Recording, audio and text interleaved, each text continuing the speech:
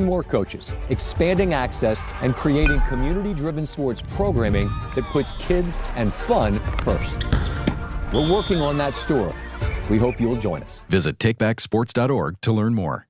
My name is Whitney Allen, and I'm a widow. My husband, Ryan, died. We never thought we'd ever have to use life insurance, but the unexpected happened. With Ethos, signing up was fast and 100% online. You can get a quote in seconds, apply in minutes, and get same-day coverage. No medical exams, and you can get up to $3 million worth of coverage. I'm grateful we were prepared. Get your free quote at ethos.com/play. That's ethos.com/play. Paid spokesperson. Time spent on application may vary. Online health questions required. Congratulations to the New York Knicks. They are the 2026 NBA champions. WHSQ and WCBS FM HD2, New York.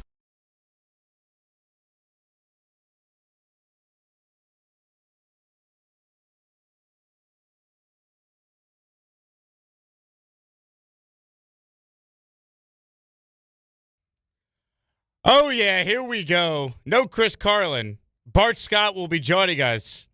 Could be 20 minutes. Could be 25 minutes. Who knows? He'll be here, though. He was on Get Up this morning. Jake has been filling in for Chris today with you till 1. And then Michael K. is on the air today, live from Boston after the Yankees last night, of course, dropped the tough one to the Red Sox. But that is not the lead. It just broke about 25 minutes ago. Carlos Mendoza out as manager of the New York Mets. Tim Kurkjian from ESPN will join us 1 hour from now to get his thoughts on where things go. Here's what we know, though. Mendoza's out. Andy Green has been named the interim manager for the remainder of the season. Carlos Mendoza ends his tenure with a record of 206 and 199. And if you think about it, the fact that he had a winning record, despite the fact that the Mets have been god-awful for basically a year now, kind of speaks volumes on just how successful he was early on that first year when they went all the way to the National League Championship Series. Andy Green, for those who don't know, had been in the Mets front office. He has managerial experience. He managed the Padres from 2016 to 2019. He was 274 and 366, so not great. But he's the interim. And here's the bottom line. This felt necessary months ago for the Mets if they were going to try and salvage their season. We've seen teams around baseball the last several years, including the Philadelphia Phillies, who have done it again this year, make a managerial change, and it provides a spark for the team. This should have been done when the Mets were in the midst of a 12-game losing streak earlier this season. That's when the Mendoza change should have happened. Instead, the president of baseball operations, boy genius David Stearns, who will speak today at 3 p.m., he didn't want the spotlight on him, so he let Carlos Mendoza take all the bullets, all the strays from the start of the year to, I guess we just got to a point where the owner finally woke up and said, we got to do something. I guess being swept by the Cubs over 4 games at Citi Field this week was enough to get Mendoza finally relieved of his duties. The Mets are 34 and 47. They're on pace to lose 94 games. If you go back over their last 162 games, because remember, they were the best team in baseball the first month and change last year. Hard to believe, but it's true. The Mets are 70 and 92 over their last 162 games. 70 and 92. It's hard to fathom that they could actually play this poorly for as long as they played.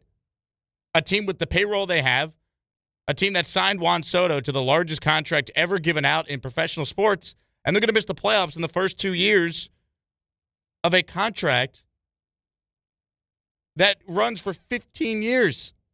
And Soto's performed. Third in MVP voting last year. This year, he's been injured at times, but when he's been out there, he's been great. They actually are a 500 team with Soto in the lineup, believe it or not, which just tells you how bad the rest of the team is without Juan Soto. I mean, all you need to know about the state of the Mets is Eric Wagnerman is like apologizing to the fans last night, talking about how poorly they played when he spoke with the media. If that guy is speaking to the media trying to say, hey, the fans deserve more, we got to play better, doesn't that tell you that this roster is so poorly put together? Like, again, David Stearns took a team in his first year that he really didn't have anything to do with. He made some nice moves on the margins at the trade deadline, give him that. But that team went all the way to the NLCS. Game 6, they lose to the eventual champions. And since then, this has been one of the biggest failures in New York sports. Seriously, has there been a team that had higher expectations than the Mets the last couple of years that's given you absolutely nothing? It's not like they made the playoffs and then they didn't get it done. That'd be a different conversation. Because it's not like the Mets have this rich history of always going to the postseason. You know, they've never made the playoffs 3 consecutive years in their history. It tells you all you need to know. But we're looking at a team that has the second highest payroll in the sport, and they have played at basically a 100-loss pace for a full season. I mean, they're on pace to lose 94 games this year. Again, 70 and 92 over their last 162. You made all the changes to Mendoza's coaching staff, and obviously it hasn't worked. In fact, you look at what Jeremy Hefner has done, the old pitching coach down with the Braves, and you just wonder how it got to this point where they let him go. They let Antoine Richardson, their base-stealing coach, go. Haven't been the same team stealing bases this year. Over money or ego, whatever the case may be, it's easy to say Carlos Mendoza is terrible, but he's the same manager that took a team to the NLCS 2 years ago. I think this is way more on the president of baseball operations, because we can't just say GM in sports now. It's way more on David Stearns than it is Mendoza. But again, sometimes it's unfair and you got to make the move. You can't switch out all the players. So you got to do something. And I guess the something is Mendoza, but this should have been done months ago. This should have been done in April when they're losing 12 in a row. Or early May, whenever that losing streak was. And what I really want to know is what the owner of the team thinks. Because who cares what David Stearns says? He's going to try and tell you today, you know, we put together a good team. The guys just aren't performing well. That's nonsense. You put together a team that is not any good.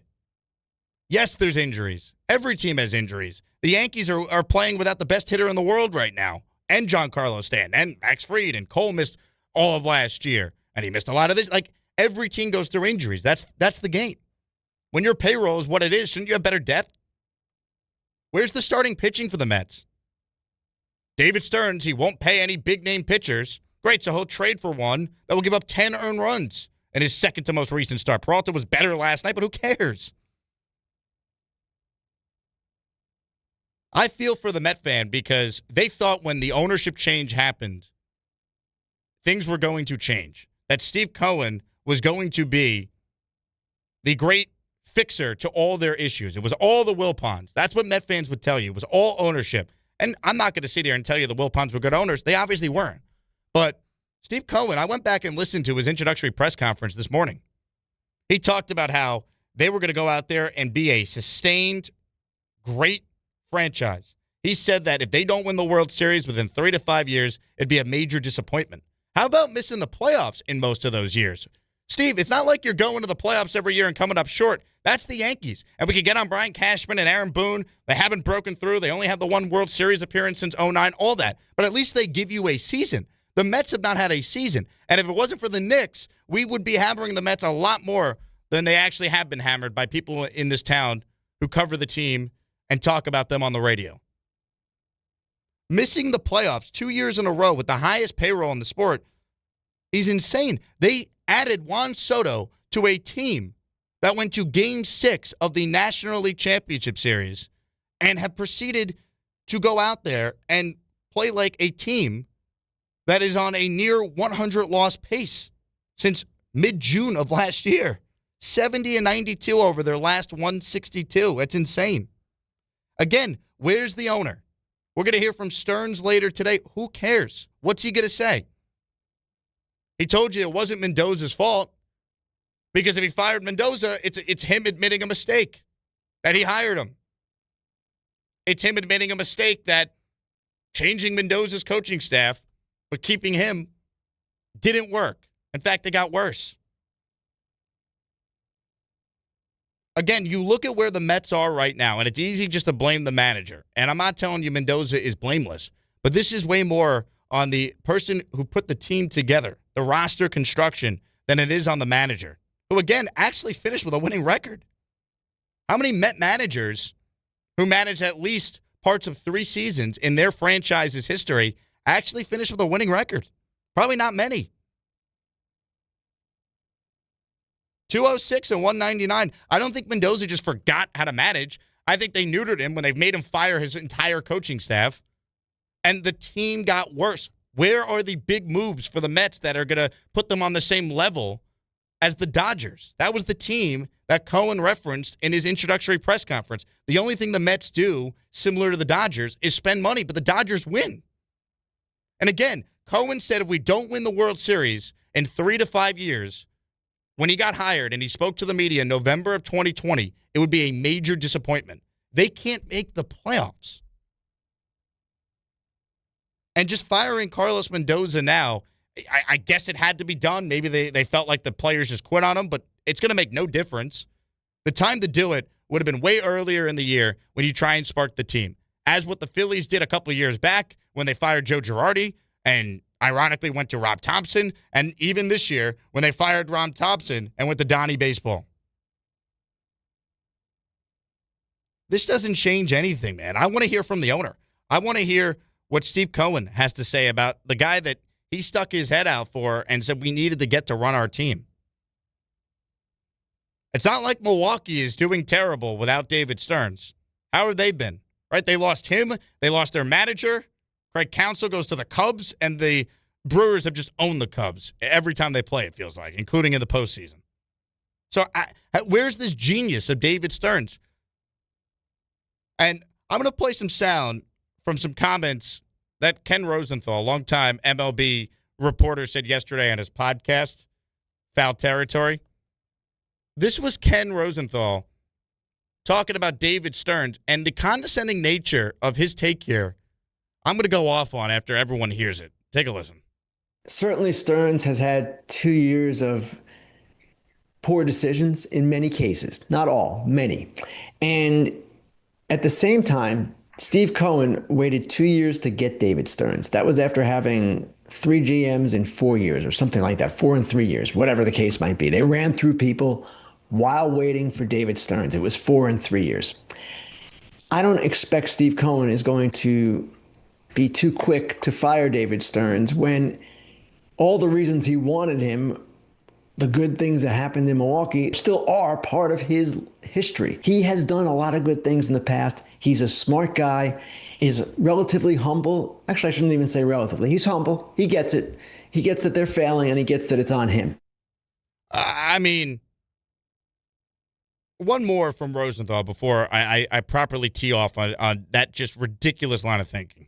I know he's making $10 million a year through 2028. That's not something that's going to stop Steve Cohen. But the danger in firing a Stearns or any of the people on my list today is the sport is not exactly teeming with GM types, guys you can point to or women and say, man, I need to get him. Now, Armand has pointed to one, Brandon Gomes, but there aren't a lot of them. So be careful what you wish for in certain cases. Stearns might be the best guy who you can have with this organization. Certainly there's value to continuity. I know they've had a down year with their farm system in many ways, even with Ewing and Benj coming up. But he has put processes in place in player development that have been good for the Mets. So I'm not ready to give up on him yet. I didn't like a lot of what he did last offseason. I'll admit that, and I wrote it. But again, sometimes it's too quick to make a decision on executives who have a couple of bad years. How could it get any worse, no matter who they hire? Let's let Bart Scott run the Mets when Bart joins us. Get your guesses in, by the way, when Bart's going to be walking in the studio. Anyone could have done a better job with the resources that David Stearns has been given than what the Mets have put on the field now for the last 2 years. Again, that is such a short-sighted line of thinking. Who else could they get? The sport isn't exactly teeming with GM types. Well, that's the problem. Go and find the next great GM type. Anyone think Leon Rose was going to be the next great basketball architect? If James Dolan could find Leon Rose, you mean to tell me Steve Cohen, with his wealth of resources, can't find a competent baseball general manager? I'm not buying that. You don't double down on your mistake. It's easy to get rid of Carlos Mendoza. The real problem is the guy who's put this team together, who blew up a team that was very good. And that's what's different with this Mets situation than other years the Mets have disappointed. This was by choice. The players they got rid of, it's not like fans were clamoring, you got to get rid of Pete Alonso. You got to get rid of Edwin Diaz. You need to get rid of Jeff McNeil and Brandon Nimmo. Oh, we got to change the core. No, you needed to add starting pitching. You needed to fix the bullpen, not give Devin Williams $50 million after he sucked with the other team in town. David Stearns put together a collection of just players. He didn't put together a team. He didn't consider who actually can handle New York, who's actually durable. Don't tell me this guy's stats here or, we got to get out of a contract for Nimmo, so let's bring in Marcus Semien because there's only 3 years left on his deal, and Nimmo's got 5 more. Who cares when you have the owner who could buy out mistakes? Remember the Verlander mistake, the Max Scherzer mistake? Cohen paid those guys to go away to get better prospects? Again, don't run the Mets like they're the Milwaukee Brewers. Or at least if you're going to run the Mets like they're the Milwaukee Brewers, can you actually win?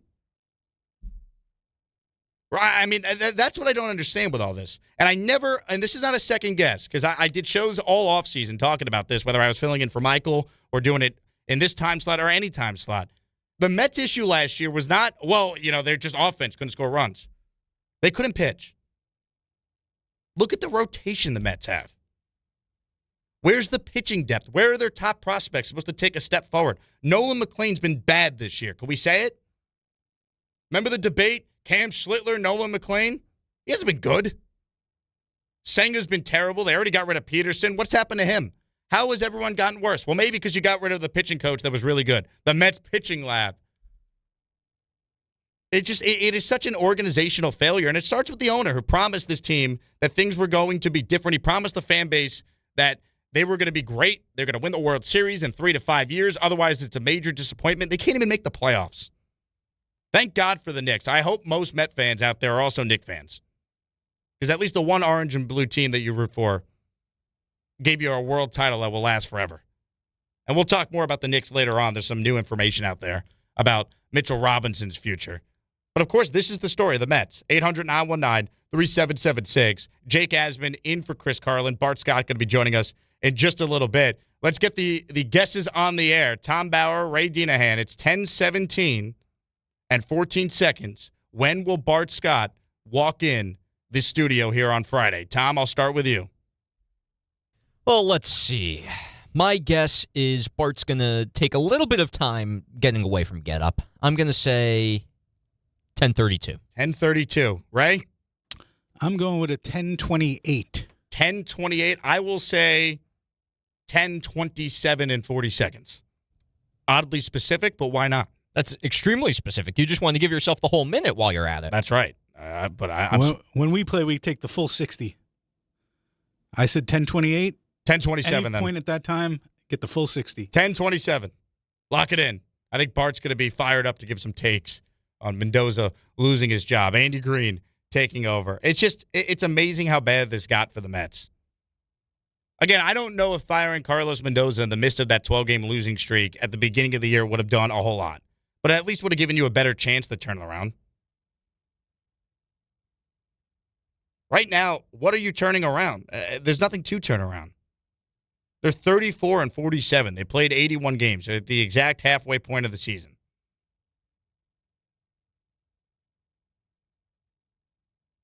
Terrible. Terrible. There's no other way to describe it. It has been one of the biggest failures in New York sports history. This is worse than I think the Jets when they got Aaron Rodgers and that blew up.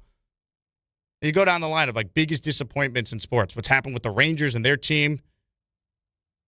Go down the line. This is as bad as it gets for a team that was supposed to be different now that they have the owner where money is not an object, yet they're still being run like they're a small market team, and they can't even get the small market victories that Stearns had in Milwaukee. Maybe because, I don't know, the National League Central is not that good. Same thing with the American League Central. Maybe we overrated the genius of David Stearns from the beginning, but either way, he just might not be cut out for New York because he tore down a team that was pretty good. They needed starting pitching. They needed some bullpen help. They had a forever Met in Pete Alonso, so we thought. They had really good, durable baseball players in Nimmo and McNeil. They were a good baseball team. Pete Alonso did not make any errors last night, but he did knock in 2 more runs, bringing his RBI total to 55 for the season. which is 10 more than anybody on the Mets. Shout out to Mike Lupica for that stat on his X account.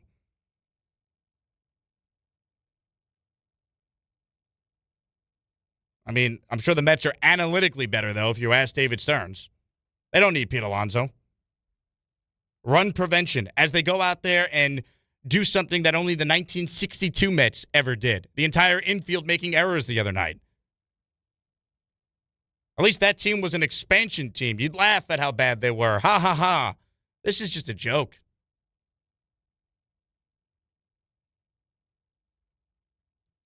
It's easy to blame the manager, but I think Met fans are smart enough to see through it and realize this goes so far beyond just the manager. It starts with the guy who put the team together, and now I want to hear from the owner.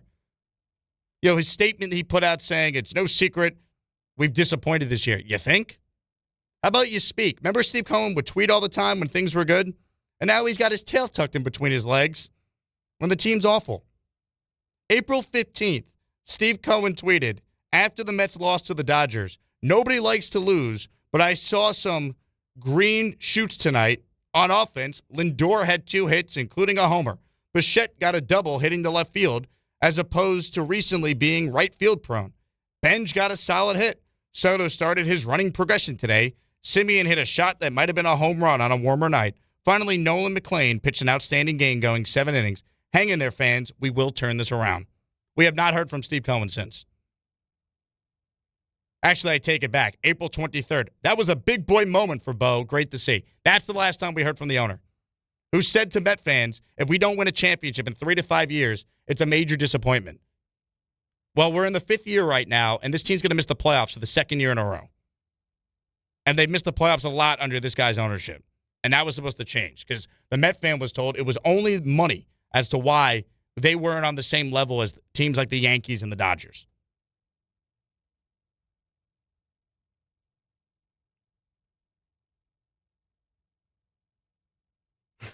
I'm reading the YouTube chat. Shout out to everyone who's watching there. Someone says, on a warmer night, Carlos Mendoza would have kept his job. If you don't laugh, you'll cry. Again, thank God the Knicks won a championship. I'm having like Knicks withdrawal because I don't feel like talking about the second apron and Mitchell Robinson and all that. But the Met fan deserves better because it's unacceptable how this team has played, and it's not a small sample size. If you hear from David Stearns today try and tell you, well, this is a good team, they're just not performing, it's not a good team. They were an awful team last year. They've been an awful team this year. He's put all this together. These are his players. And again, I go back to something I alluded to earlier. I think what's so unique about this situation is like the Mets have had years where they're just bad. But they chose to go down this direction. I don't remember Met fans saying we had to get rid of Pete Alonso. Oh, God forbid we give him a 5-year deal and the last 2 years aren't great. Who cares? Oh, we have to get rid of Nimmo. His contract's outrageous. McNeil, we got to. Why? Why? And if you're going to get rid of these guys, bring in better players. Don't try and play guys out of position. You wonder why guys are making errors because they're not used to the positions they're in. And then they're pressing. Then they feel it from the crowd. It is just a toxic environment. And I guess that's why they felt like they needed to make the change. But this is not Carlos Mendoza's fault. He's not blameless, but come on. He's the same guy that 2 years ago, this team was in Game 6 of the National League Championship. 800-919-3776. Jake Asman in for Chris Carlin. Bart Scott will be joining us coming up. Let's hit a couple calls on the other side. We got Tim Kurkjian joining us at 11 a.m. We'll get his instant reaction to the state of the Mets following the news that Carlos Mendoza has been let go as the Mets are at 34-47 at the halfway point of the year. Your calls on the other side. Jake in for Carlin. Bart's joining us soon. Keep it right here. It's Bart and Carlin on 880 ESPN New York. 1-877 Cars for Kids. KARS Cars for Kids. 1-877 Cars for Kids. Donate your car today. 1-877 Cars for Kids. KARS Cars for Kids. 1-877 Cars for Kids. Donate your car today. Ready to get rid of that old car? Donate it to Cars for Kids. Call 877-CARS4KIDS to speak to a friendly live agent. Donation is super easy, and your car can be picked up as soon as tomorrow. Go to cars4kids.org now or call 877-CARS4KIDS to donate your car today. 1-877 Cars for Kids. KARS Cars for Kids. 1-877 Cars for Kids. Donate your car today. Did you know you can donate real estate too? Go to carsforkids.org. That's cars with a K. Very heavy traffic now on the LIE westbound into Queens by the BQE. That's a crash being cleared. And then the southbound westbound 278 BQE South. Very slow from that point. LIE over the Kosciuszko Bridge down to Brooklyn by McGinnis-Humboldt Street. Looks like a crash on the northbound side of the BQE, eastbound 278 between Atlantic Avenue and the Brooklyn Bridge. You got at least 45 minutes for the upper level George Washington Bridge coming in from New Jersey. Lower level better. Lincoln and Holland tunnels calming down. About a 5 to 15 minute delay. And now problems on the New Jersey Turnpike at the exit ramp for interchange 15W, a crash, and traffic is backed up north and southbound on the Western Spur. I'm Bob Williams on 880 ESPN New York. On the biggest stage in the world, FanDuel is changing the game because sometimes your player gets subbed off and your bet goes with them. Not anymore. With FanDuel Super Sub, if your player is subbed out, your bet stays in. That's right. If your player leaves the match, your bet continues on with the substitute. So you're still in it until the final whistle. Visit FanDuel.com/local to get started now. All through this tournament, the betting options on FanDuel bring you straight onto the pitch. Who will score the first goal? How many shots will each team have during the match? It's all right there in the app. And with same-game parlays, you have a chance for bigger payouts. And best of all, with FanDuel, you get paid instantly when you win. Let there be goals this summer on FanDuel. 21 plus and physically present in New York. Felt with a gambling problem? Call 1-877-8-HOPE-NY or text HOPE-NY 467-369. Hosting this summer? Reach for Milagro. Made with 100% blue agave and designed to bring out the freshest margaritas. It's the easy upgrade your guests will taste. Welcome to the brighter side of tequila. Please enjoy Milagro responsibly. This is the Michael K. Show. All the genius that we thought that David Stearns was, right? Maybe, just maybe, it wasn't him with Milwaukee because they haven't skipped a beat without him. At some point, when does he get blamed? Because now I think there's going to be a lot of spotlight on the Mets and how bad they are because there's no Knicks to distract you. The Mets are a terribly put together team. The Michael K. Show. Weekdays at 1 on ESPN New York and streaming live on YouTube. Skechers elite athlete OG Anunoby has been making history on the basketball court. Anunoby tips it in. Unbelievable. What a shot. He's been balling out in Skechers high-performance basketball sneakers, and the world is noticed. But how does OG train off the court to keep in peak physical condition? Hands-free Skechers Slip-ins Aeroburst. They help prepare OG for the physical demands of playing at a championship level. Get your pair of Aeroburst for only $165 at a Skechers store, Skechers.com, or wherever high-performance running shoes are sold. I'm David Ortiz. When I lost my mom, she was only 46, and I lost my dad to cancer. It was the worst pain I ever felt. It made me think, what will happen with the people I love when my time is up? That's why I have life insurance. Ethos makes it easy. It's all online, take about 10 minutes, and you can get up to $3 million in coverage. Get your free quote at ethos.com/game. That's ethos.com/game. Paid testimonial. Time spent on application may vary. Online health questions required.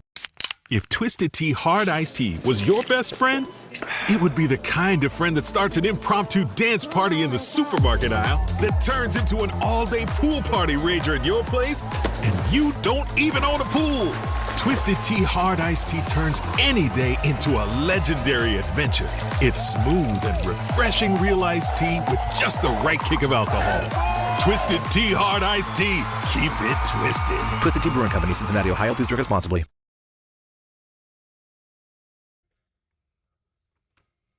The ESPN New York Beach Bash is back Thursday, July 2nd at Bar A in Lake Como, New Jersey. Head down to the Jersey Shore and join the Michael K. Show and Don, Hahn, and Rosenberg live starting at 1 p.m. and an appearance by DiPietro Rothenberg, Bart Carlin, and more. We'll have plenty of giveaways for fans in attendance, a soccer watch party, and the chance to test your skills by trying to kick a soccer goal past Rick DiPietro, plus music from Surfing for Daisy, who will be playing an hour before and after the shows. It's all brought to you by Spiked Aid, Boost Mobile, Miller Lite, Fanatics Fest NYC, and New Jersey Lottery. You must be at least 21 years of age to enter. Chris Carlin out today. Bart Scott joining us any minute from now. Any minute, Bart will walk in the studio. Jake Asman in for Carlin. And by now, I'm sure most people have heard the news. If you haven't, Carlos Mendoza is out of a job. The Mets have relieved their manager of his duties, a.k.a. they fired him. He ends his tenure at 206 and 199. Andy Green will serve as the interim manager. He'll speak today at 4. The guy who made the decision in part with the owner, David Stearns, will speak today at 3. I want to hear from the owner, though. What's David Stearns going to say? He's going to try and tell us this is a good team that's not playing well? The spotlight is squarely on him now. Does he survive the year? Does he get another chance to hire a manager and rectify this decision? When it's easy to blame the manager, but the bottom line is the team is not any good. They are 70 and 92 over their last 162. They're 34 and 47 at the halfway point of this season. When Steve Cohen bought the Mets in November of 2020, he said they were going to be a team that has great success year after year. They were not going to spend like drunken sailors, but they were going to operate like a major market team. A drunken sailor could have put together a better baseball team than the team that David Stearns tore down and put together the last couple of years. It didn't need to go this way. Ken Rosenthal said, be careful what you wish for if you move on from Stearns. Really? Who could do a worse job? I could bring back Omar Minaya. He'd do a better job. I could bring back Sandy Alderson. He'd do a better job. It wouldn't be that hard. That's how bad pretty much all of the major decisions have been. And you can't even say, oh, well, they got Soto, right? Great. If you had Steve Cohen's wallet, you too could sign Juan Soto for $700+ million. Let's be honest. Tim Kurkjian joins us at 11 a.m. We'll get his thoughts then. Right now, it's your calls, 800-919-3776. Lee in Comac, first up on Bart and Carlin with Jake Asman in for the guys right now. What's up, Lee? You know, I've been listening to other radio shows, and for some reason, they still seem to give this guy a pass. It's not even about Pete Alonso anymore. You know, David Stearns, in the way he's choosing to run this organization, how his decisions are made. You know, baseball can be unpredictable, and the best front offices make mistakes. But what we're expecting as fans is a sense of accountability and transparency from the person that's making these decisions. You know, he comes on these press conferences and he doesn't take any ownership or doesn't take any accountability for the choices that he's made. And he has, you know, picked apart the chemistry. He traded away Nimmo, who was a fan favorite, and he was kind of the heart and soul of the team. And then the Pete Alonso chants are just a representation of the frustration of him not valuing chemistry. He inherited a World Series bound team and he dismantled it.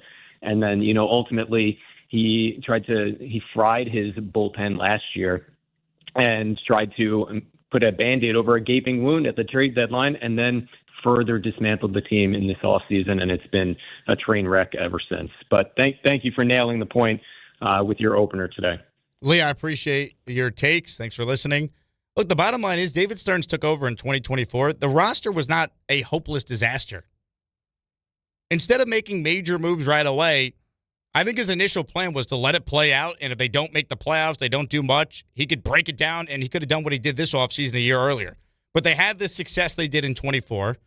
They go to the National League Championship Series. It's the most likable Mets team since 2015. The fan base was in love with the guys. And he should have built on that team. Instead, he signs Juan Soto to it, and what else did they do? He reluctantly brought back Alonso because the owner wanted him. Because the owner was getting booed at FanFest. Notice they didn't do FanFest this year. Gee, I wonder why. The offense was good enough last year. I know they obviously had moments where they just couldn't get the big hit and they struggled and they were pressing. The reason why the Mets collapsed and allowed the Cincinnati Reds with a third of their payroll to make the postseason was because they couldn't pitch. They had injuries and they didn't do enough of the deadline to try and solidify those injuries. That's what happened. I mean, they brought Alonso back last year, and then what? What were the other big moves? Last year at the deadline, they needed starting pitching. How many starting pitching did Boy Genius had? 0. They missed the playoffs by 1 game. You don't think if he went out there and got a big-time starting pitcher, or at least someone competent, they could have made the playoffs last year? Of course they could. So this year, this offseason, he finally gets the chance to tear it all down. No Alonso, no Nimmo, no McNeil, no Edwin Diaz. And if you're going to move on from those guys, you have to nail the replacements. But they took huge risks with guys who are at a position like Polanco, who's been bad and hurt, never played first. They took huge risks with Marcus Semien, who's been on the decline the last couple of years. Oh, but he only has 3 years left on his deal compared to Nimmo, who had 5. Who cares? That's Milwaukee logic. You're the Mets. Your owner is the richest in the sport. Chemistry does matter in baseball. I know it's an individualized sport, but you broke down a team that didn't need to be broken down. You could make changes, sure, every team does. But they were irresponsible changes. I think that's what makes it so frustrating for the Met fan. It's not like they were dying to get rid of these players, and the new guys have just stunk. I don't know any Met fan who's like, yep, we need to blow the whole thing up in the name of run prevention, and they don't prevent any runs. They make 6 errors in a game the other night. Their entire infield made an error. That never happens. These guys are professional baseball players.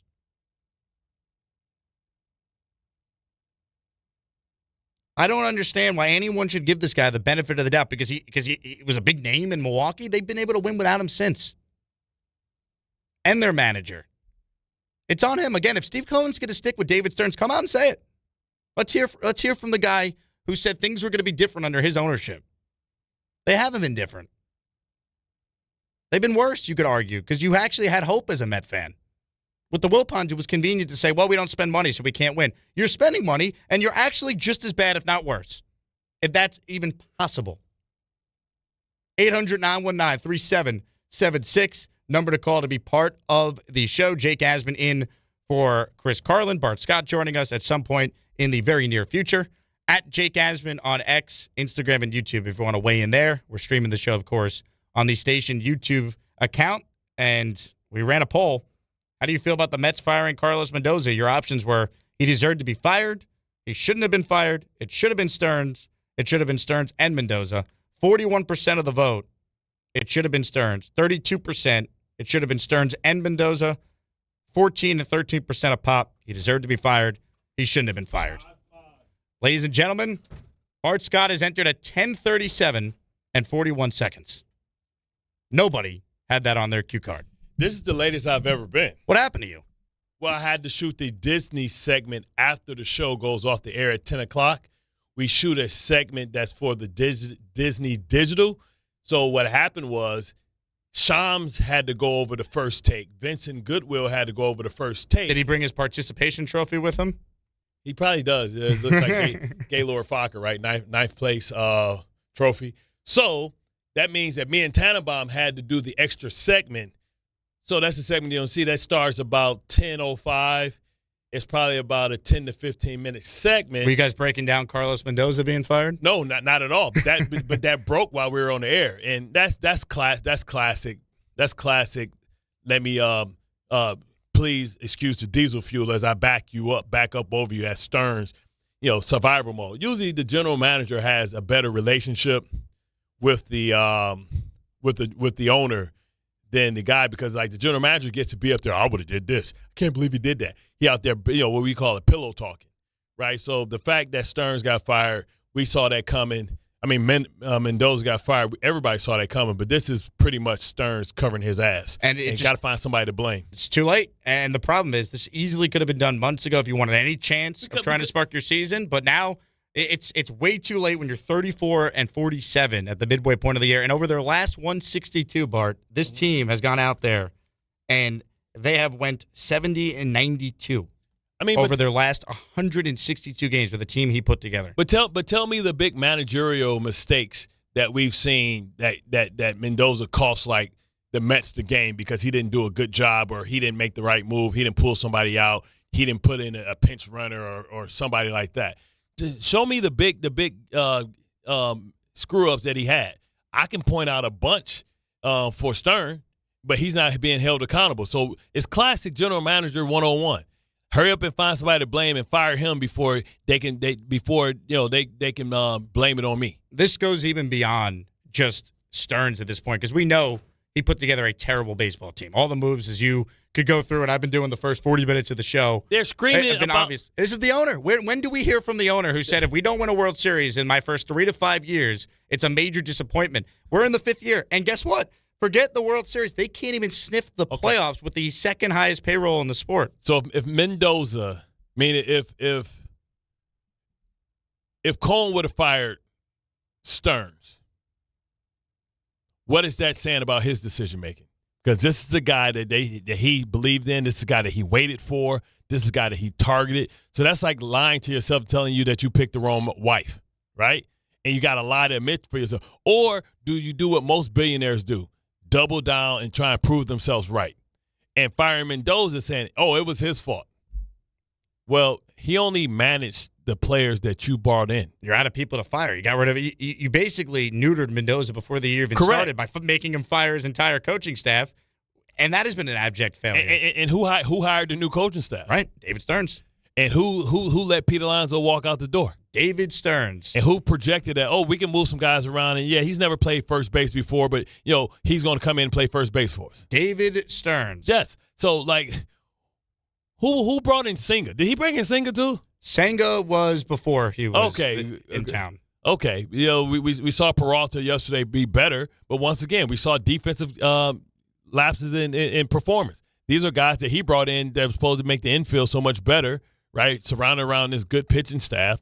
None of it materialized. No, you could really go through all the moves and say, other than maybe signing Clay Holmes, who unfortunately got hurt, there hasn't been much. Anyone could have signed Juan Soto if you have the checkbook of the richest owner in sports. So here are the Mets sitting here, and they finally make the move, and now it just probably is too late. The time to do this would have been probably when you lost 12 games in a row. If you wanted to spark your team like the Phillies did, firing Rob Thompson and going to Donnie Baseball, and they've turned their year around. So if it doesn't turn around, does that mean that Mendoza wasn't a problem? I think the big question now is, if they continue to be this bad the rest of the way, does the owner realize, I can't move forward with the guy I waited for? I don't want to compound a mistake by not admitting I made a mistake. Listen, it's funny that you say that, right? Because, today on Get Up, we had a segment and stuff, and we were talking about J.J. McCarthy and all that stuff, right? And on my notes, you see I have all the examples. Of where people made mistakes and didn't double down on it. You have way better penmanship than I thought you would have. These are pretty good notes. Thought I had some beat-up-ass football fingers. I wasn't sure what to expect from you, Bart. Well, I'm impressed. Kids today, they can't even write in cursive. They don't even teach cursive. But, one of the first mistakes I had was I showed that Sean Payton didn't double down on Russell Wilson. They ate the money and moved on and ended up finding Bo Nix. We talk right here. I got Howie Roseman written down, right? He didn't double down on the Carson Wentz thing. He went out and got Jalen Hurts, and all was well. Jimmy G and Trey Lance. John Lynch didn't double down on it. He moved off of them pretty soon. Realized that we made a mistake and got out of it. When is Cohen going to say maybe this guy is great? He worked in Milwaukee. Milwaukee's not struggling. Milwaukee's right where they need to be. They haven't missed a beat. So maybe it's more about the environment and the program organizationally of how they go about things in Milwaukee than it was about, what Stearns was doing. Right? It's like in Baltimore. You go from Brian Billick, won a Super Bowl, to John Harbaugh. Didn't miss a beat.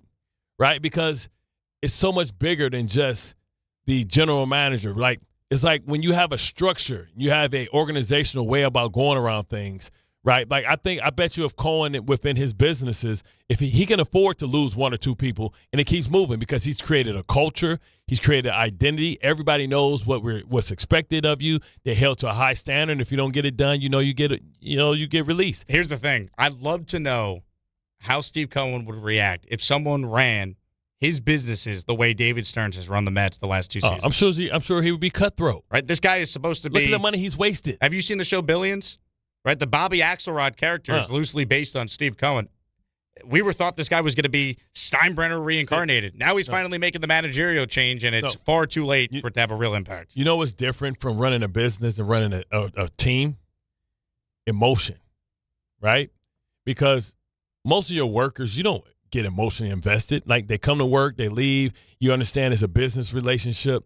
Like, when it comes to athletic and sports, it's emotional, right? You meet the families. How often do you meet the person that you work with family? I know it's a little different here because we have outings for that. But in the traditional business sense, working for a corporation, how often do you even know like who somebody's kids are, who their wives are? You know. But in training camp, you meet and hear all their stories, right? You meet their moms and their parents. Like, sports is a different animal, and especially the fact that Cohen is a former fan, right? So he's a fan. He's not coming cutthroat. He's emotionally invested. You hear about how great Cohen and his wife treats the players, treats them like family, right? But sometimes you got to hold your family members accountable too, and some of your family members you can't work with. And I'm sure they brought in Stearns and brought him into the environment, and they have great times, great conversations, but he's not getting his job done. And at some point, the buck falls and stops right at the owner, which he has to. Because his loyalty can't be to somebody who he admires. It has to be to his fans, because those are the ones who make the business great, right? So he has to step back, and he's going to have to make a tough decision. Firing Mendoza is the wrong person, right? That's like trying to find somebody else to blame, right? Or trying to find another reason why something's not going your way. Like, do you expect anything to change? I don't. It's like rearranging deck chairs on the Titanic. That's really what this is. He's Bart Scott. My name is Jake Asman, in for Chris Carlin, with you till 1 today. We want to hear from the Met fans. A bunch of you are on the line. We got Tim Kurkjian joining us at the top of the hour for his reaction on the Mets moving on from Mendoza. We'll get to all that coming up right here on 880 ESPN New York. If you've been injured in an accident that wasn't your fault, then you need a lawyer who knows New York's unique personal injury and workers' compensation laws. At the Parisman Firm, they have decades of experience handling all types of accident cases and a proven track record of delivering huge results. Their team has already recovered nearly $1 billion for injured New Yorkers. From construction to car accidents and slips and falls, they've got you covered. Call the Parisman Firm now at 718-WORKERS, where your case is their cause. Get the justice you deserve today. This is Don, Hahn, and Rosenberg. It would take me all day to recount the times that the Mets flat out disappointed you, where the expectations were through the roof and they just sucked. But to their credit, give them no expectations. Oh, that's when they come out of the woodwork. It is amazing to me that they disappoint more than anybody else, and this year included. Don, Hahn, and Rosenberg. Weekdays at 3 on ESPN New York and streaming live on YouTube. The 2026 U.S. Open Tennis Championships are back, where the world's greatest city meets the world's greatest tennis players. Fan Week begins August 23rd. Experience the Mixed Doubles Championship on the 25th and 26th. And the U.S. Open Singles Championship starts Sunday, August 30th. All tickets on sale now at usopen.org. The U.S. Open. Spectacular awaits. Partner with Amazon Hub Delivery to earn extra revenue for your business with your business. Assist with local Amazon deliveries and get paid for each package you deliver. When you become a partner, you and your staff will deliver packages to customers in your area on a schedule that works for you. You'll gain extra revenue, increase exposure for your business, and connect with your neighbors. Plus, it's easy to get started with no delivery experience, long-term contracts, or startup costs required. If you're interested in learning more, visit Amazon.com/Hub Delivery. That's Amazon.com/HUB Delivery. This is DiPietro and Rothenberg. Speaking of questions. Buster, I mean, Volpe hasn't kind of blossomed into what they expected. Thank God for Paul Goldschmidt, but now, I mean, at third base. And he actually cannot end it with just a defined question. Here's the thing for me. It drove me crazy last year with the Yankees. I'm a Mets fan. But do you think they do both, or do they prioritize the pitching over maybe some help at third base? Maybe we taste real true torture. That'll teach them. Yeah. If you do that and it truly takes the next step in terms of being a mental block, you end up with something like this. What happened? I don't know what happened, but why Bregman not back? Morning Start with DiPietro and Rothenberg. Weekdays from 6 to 10 on ESPN New York and streaming live on YouTube. In sports, the tape never tells the whole story. Hiring is no different. AI can make candidates look like an MVP on paper. So knowing the person and the skills behind the resume matters. That's where Robert Half changes the game. Our recruiters combine their expertise with award-winning AI to evaluate skills and fit quickly. Learn how we can find you specialized talent in finance, accounting, technology, and more. At Robert Half, we know talent. Visit roberthalf.com/talent today. Progressive presents the Passionate Sports Fan Checklist. Signed jersey of your favorite bench warmer? Check. 14 bobbleheads that look nothing like the players they're emulating? Check. Twin TVs so you can watch the game on 2 different networks simultaneously? Check. Life-size wall sticker of your favorite player that routinely freaks you out at night? Check. A second life-size wall sticker so after the first one freaks you out, you see the second and you're like, oh right, the wall stickers. Check and mate. Bundle your renters and auto insurance with Progressive and save on protection for the things on your checklist. Get a quote at Progressive.com. Progressive Casualty Insurance Company affiliates and third-party insurers not available in all states or situations covered subject to policy terms. Congratulations, New York. The Knicks did it. Through battle after battle, they dominated to become this year's NBA champions. Day in and day out, the hard work paid off, and you were there every step of the way. Enjoy the crown. Own it, because this year is your year. A part of your legacy that will never be forgotten. So celebrate this moment, show your pride, and shop the largest selection of official NBA gear at NBAstore.com. A Fanatics experience.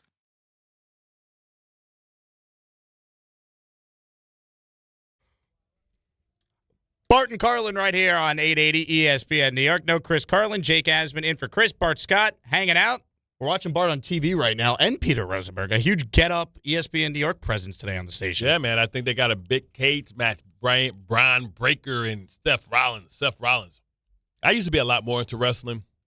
These characters now I can't really get into. The Oos. What about Cody Rhodes? I rock with Cody. You know the kids love him. That's only because, I was such a fan of his father. You know what I'm saying? I always try and figure out who the hell is Goldust to him. Is that his brother or his dad? You're asking the wrong guy. I don't know anything. I just know my cousin loved wrestling, so I'd follow it through him. Because I did some stuff on TNA with Hogan and Flair, and Mark Henry was. Weren't you on Monday Night Raw? I saw that clip resurface. Was that No. That was SmackDown? That was TNA. TNA with Kurt Angle. It's just because it was all the WWE people. You know what I'm saying? But the chance to work with Ric Flair was amazing, man. Love me some Ric Flair. You give a woo. He smacked me on my chest 13 times, but he was hyping me up. You know what I mean? Like it was fun, man. Like it was Kurt Angle. Like the fact that these guys don't do no research, they just tell him who I was. He made me like 6'4". He smacked me on the chest, and he just did the promo basically like in the ring. It was amazing to watch these guys work, man. And the fact that he used to put the razor blades in his like tape job, and he would cut his forehead. That's how you always just read. They just scrape themselves in it because but it's like, man, that's why like you look at Dusty Rhodes, the guys from the old school, they had all that scar tissue on their forehead. They were cutting themselves with a razor blade. Like, bro, it's not that serious. We don't have to see blood, brother. It's okay. But those guys used to do those things, and like the fact that they would take some of these wrestling stuff, they would go to Japan and do the stuff was amazing because like you were like, oh man, Hulk Hogan never slammed Andre the Giant, but they didn't have like cable TV, so he had actually slammed Andre the Giant like 3-4 times, but it seemed like the first time he did it was in WrestleMania. That's because nobody had ever seen it. The more you know. Yeah, man. Wrestling. Throwback. How about that? 800-919-3776. Tim Kurkjian joining us. They're half-brothers. Thank you to Ray in Bart's ear right there. Ray always on top of it. You know what I'm saying? Ray knows everything, honestly. I can throw anything at Ray, and I feel like I'll have an honest take on it. We should call him Data. The Data. He was AI before AI. Yeah, Data, like off of Star Trek The New Generation. The robot, he was the first AI. You know what I'm saying? Hey, that's crazy? He was the first AI. What about Yoda? He was my friend. I'm more of a Star Wars guy. Do or do not, try not option. There you go. There you go. Let's say hello to Gilberto in the truck, who's first up this segment in on the Mendoza conversation. What's up, Gilberto?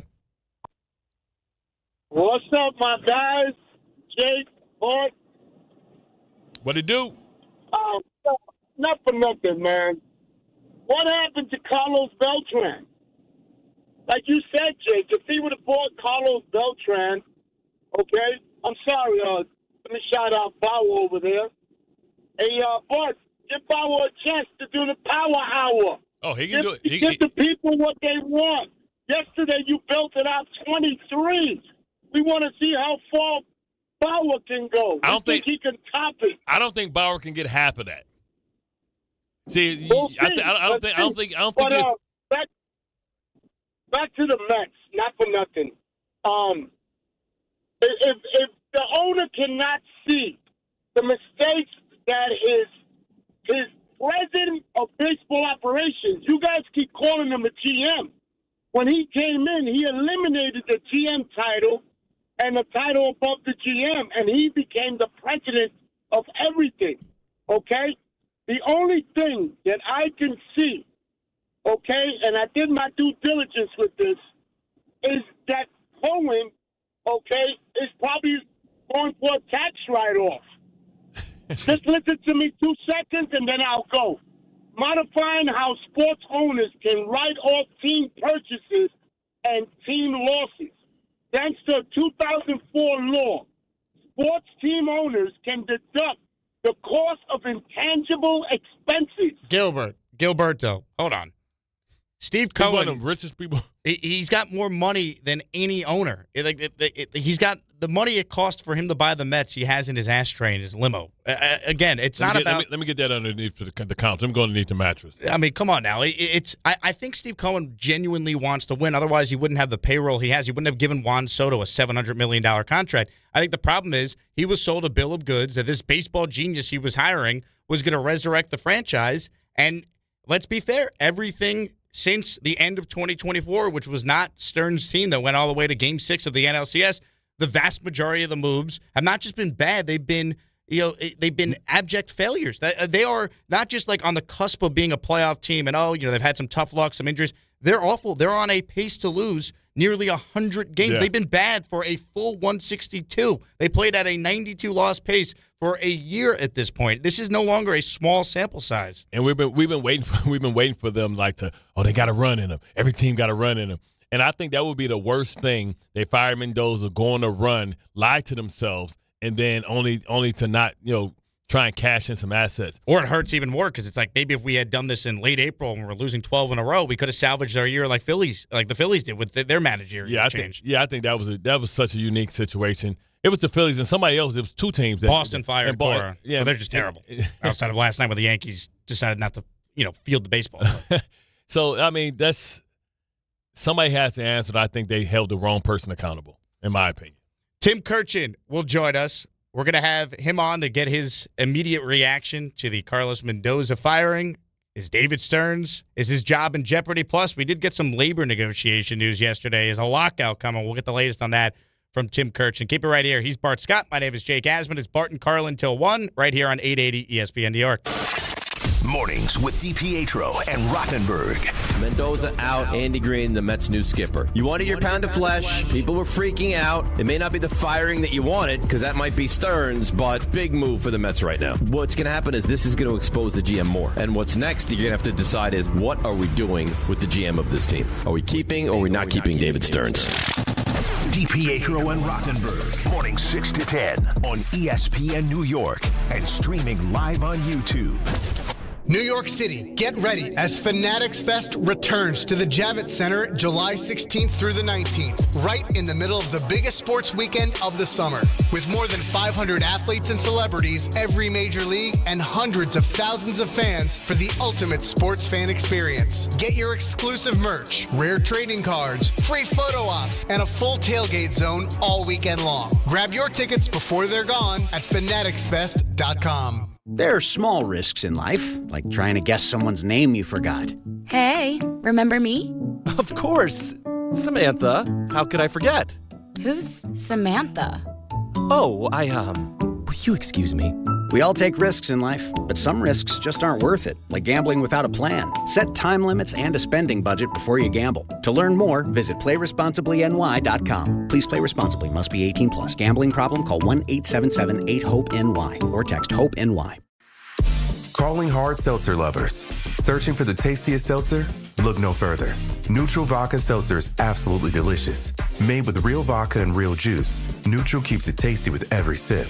With flavors like peach, orange, strawberry, and pineapple, there's something for everyone. Neutral. Keep it tasty. Enjoy responsibly. Copyright 2026 Anheuser-Busch. Neutral flavored vodka and carbonation. 4.5% alcohol by volume. St. Louis, Missouri. Skechers elite athlete OG Anunoby has been making history on the basketball court. Anunoby tips it in. Unbelievable. What a shot. He's been balling out in Skechers high-performance basketball sneakers, and the world is noticed. But how does OG train off the court to keep in peak physical condition? Hands-free Skechers Slip-ins Aeroburst. They help prepare OG for the physical demands of playing at a championship level. Get your pair of Aeroburst for only $165 at a Skechers store, Skechers.com, or wherever high-performance running shoes are sold. We expect our information in real time. US Med carries continuous glucose monitors, which provide real-time readings of blood glucose levels. US Med is an approved provider for Medicare and over 500 private insurers. So call 888-665-0696 today for a free insurance and Medicare benefits check as easy as... That's 888-665-0696. It's Rich Eisen for Pella Windows and Doors. Sometimes teams take a timeout to regroup and call the right play. When it comes to your home, Pella Windows and Doors always has the winning game plan. They do it every day, and that's why your neighbors trust them. Visit Pella.com/Eisen today. Right now, Pella Windows and Doors of New Jersey is offering buy one, get one 50% off and 0% APR for 24 months. Some restrictions may apply. See store for details. Offer ends June 30th, 2026. 880 ESPN, WHSQ, and WCBS FM HD2, New York. A Good Karma Brands radio station.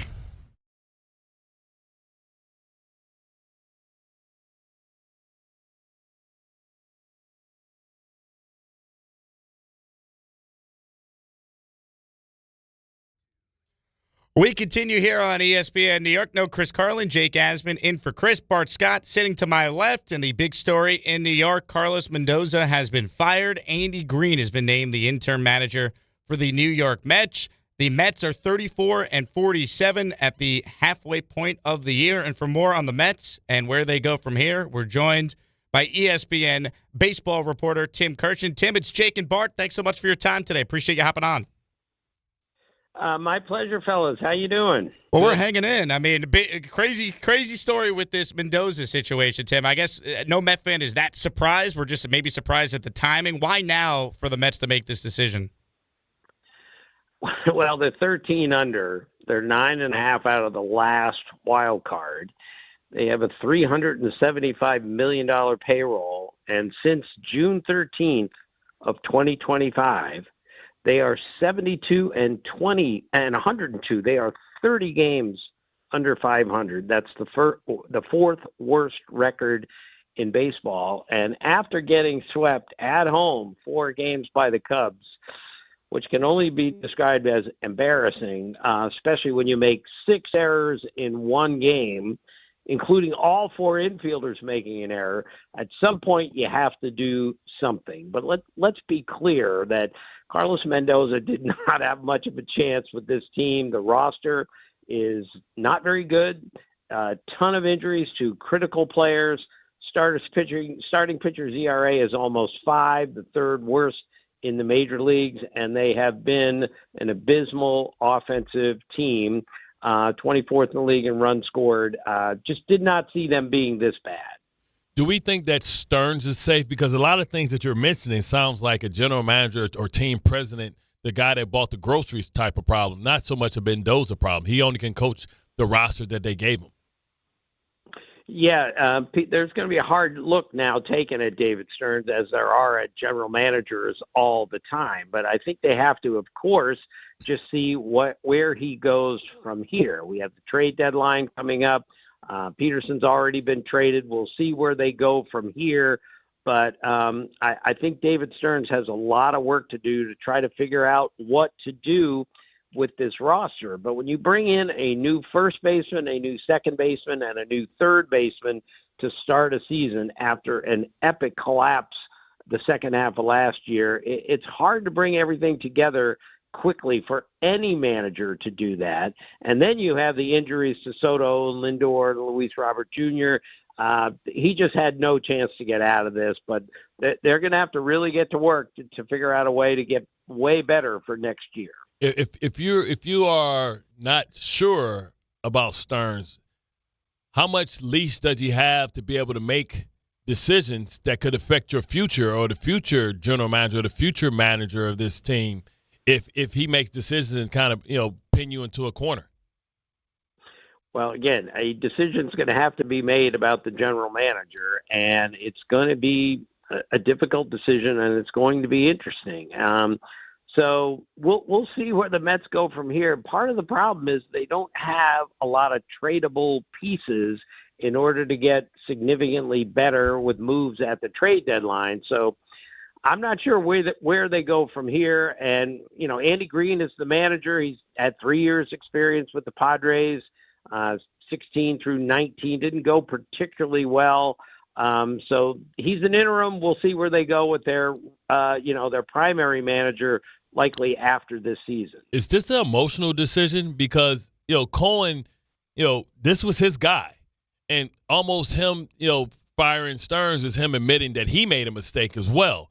So is this more of an emotional decision that would be not typical if he was running his business and somebody underperformed to the level that Stearns has underperformed? Well, this is different than any other business. When your business is baseball and this is out in front, right in front of you like this, of course it gets emotional, especially when you're the owner of the team and you love the team, and then you watch the team perform so poorly for such a long period of time. Again, fellas, we're over a full year where they have been really bad. So a lot of decisions still to be made here by the Mets, and it'll be fascinating to see what they do. Tim Kurkjian's our guest here on Bart and Carlin. Jake Asman, Bart Scott with you till the K Show at 1. Tim, when you look at David Stearns, what does it say about him that Milwaukee has still been able to be ultra successful since he's left? Like, did we just maybe overrate David Stearns? Did Steve Cohen basically get sold a bill of goods that this guy was this genius that was going to come in with this huge payroll and be able to run the Brewers, but run them like the Dodgers with the big market swag that Cohen could provide? Like, what happened here that we could be so wrong on David Stearns? Well, that's a good question. Baseball happened here, and all sorts of things follow with that. To say he's overrated is probably a little harsh. To call him a genius is probably a little too ambitious. He's somewhere in between. And yes, the Brewers have played exceptionally well, in part because of the organization that David Stearns helped put together. But yeah, and everything, of course, is magnified when you're playing in New York. So a lot of work has to be done. And now the spotlight is squarely on David Stearns. Who does he hire next to manage the team? I mean, is he going to get the hire next to manage the team? And Alex Cora is out there. I know I think he's one of the best managers in baseball, and he's unemployed at the moment. So it'll be really interesting to see what David Stearns does with the next manager, if indeed he is selecting the next manager. Is the Mets job still a good job? How attractive is it to someone? You only get so many bites at the apple. Yeah, it's not an attractive job at the moment because of how poorly the team is playing. But with the money that is available to Steve Cohen, has the money to make this team a whole lot better very quickly. But it's going to require spending a lot to go get Tarek Skubal and trade for him before he gets to free agency. And who knows if that's going to happen. And they got to get everybody healthy first. I mean, the numbers of Lindor, Soto, and Robert playing together this year, number of games, and nobody's going to win with that many star players playing so few games. That's one biggest reason why the offense is so far down. Got to get healthy first and then figure out what to do at the end of July, early August with the trade deadline. Tim Kurkjian, our guest here on Bart and Carlin. Tim, the other team in town, the Yankees, they lost last night to the Red Sox, but overall, their first-place team at 48-32. What has stood out with this Yankees team that's been able to, at least this point, withstand some of these major injuries, including Aaron Judge, of course, they've had to deal with? Yeah, they're more equipped to handle Judge being out as they were, say, 3 years ago. I mean, Paul Goldschmidt has had a tremendous comeback season here. Cody Bellinger has added offense, defense, and athleticism to a team that was desperately in need of that. And their starting pitching is great. When Max Fried comes back in, say, a month, and you could pair him with Schlittler and Cole and Will Warren and everyone else that they have, that starting pitching is tremendous. I think the Yankees are the best team in the American League. I think they will have the best record in the American League when the regular season ends. But they got to get Judge healthy. Obviously, they got to get Stanton back, and they got to be a complete team by the time they get to October. If they do that, I think they'll be the team to beat in the American League mostly because of that starting rotation. No, they'll be the team to beat here, but will they be the team to beat overall? Because we know with the Knicks winning the championship, I think the pressure is squarely on Aaron Judge and the Yankees to come through. You know, too often they've kind of been teasers. We're not accustomed, and it's a whole generation of kids that don't know the Yankees as the evil empire. They know the Dodgers as the evil empire. So, what moves can they make to kind of stack the deck? You know, we had the conversation here yesterday on the show about if Skrull is available, they should go out and try and get him. No matter how good they feel about their pitching, they need to make sure that they stack the deck and get as many good players as they can, because the Dodgers aren't playing fair. They're playing by a whole different set of rules than the entire rest of the league. Yeah, I mean, if I'm the Yankees, and it's not my money, so it's so easy for me to say it, but if the Yankees want to get to and win the World Series for the first time since 2009, they should find a way to get Tarek Skubal. Several other teams might be, including the Mets, will be competition for them. But that's a big decision that the Yankees are going to have to make. But if you could go Skubal, Cole, Fried, Schlittler in the postseason, that's about as good a rotation as baseball would have. We'll see if Detroit moves him. My guess is with every loss, they get closer to moving him. So it'll be a fascinating situation. But you're right. The Yankees just can't sit pat here and say, well, we're good enough to win the division. That's not good enough in New York these days.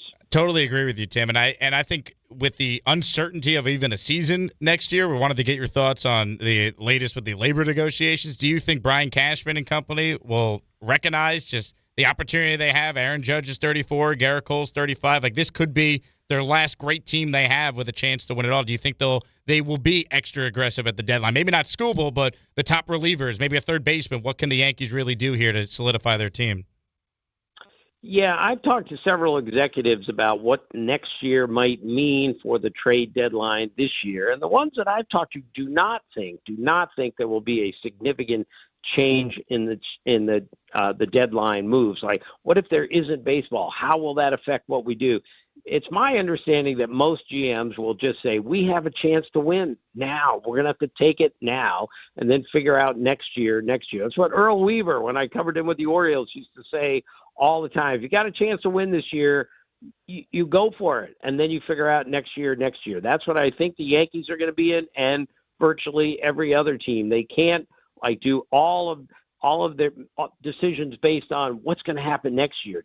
This year is what matters, and I think the Yankees will be aggressive, although not massively aggressive at the trade deadline.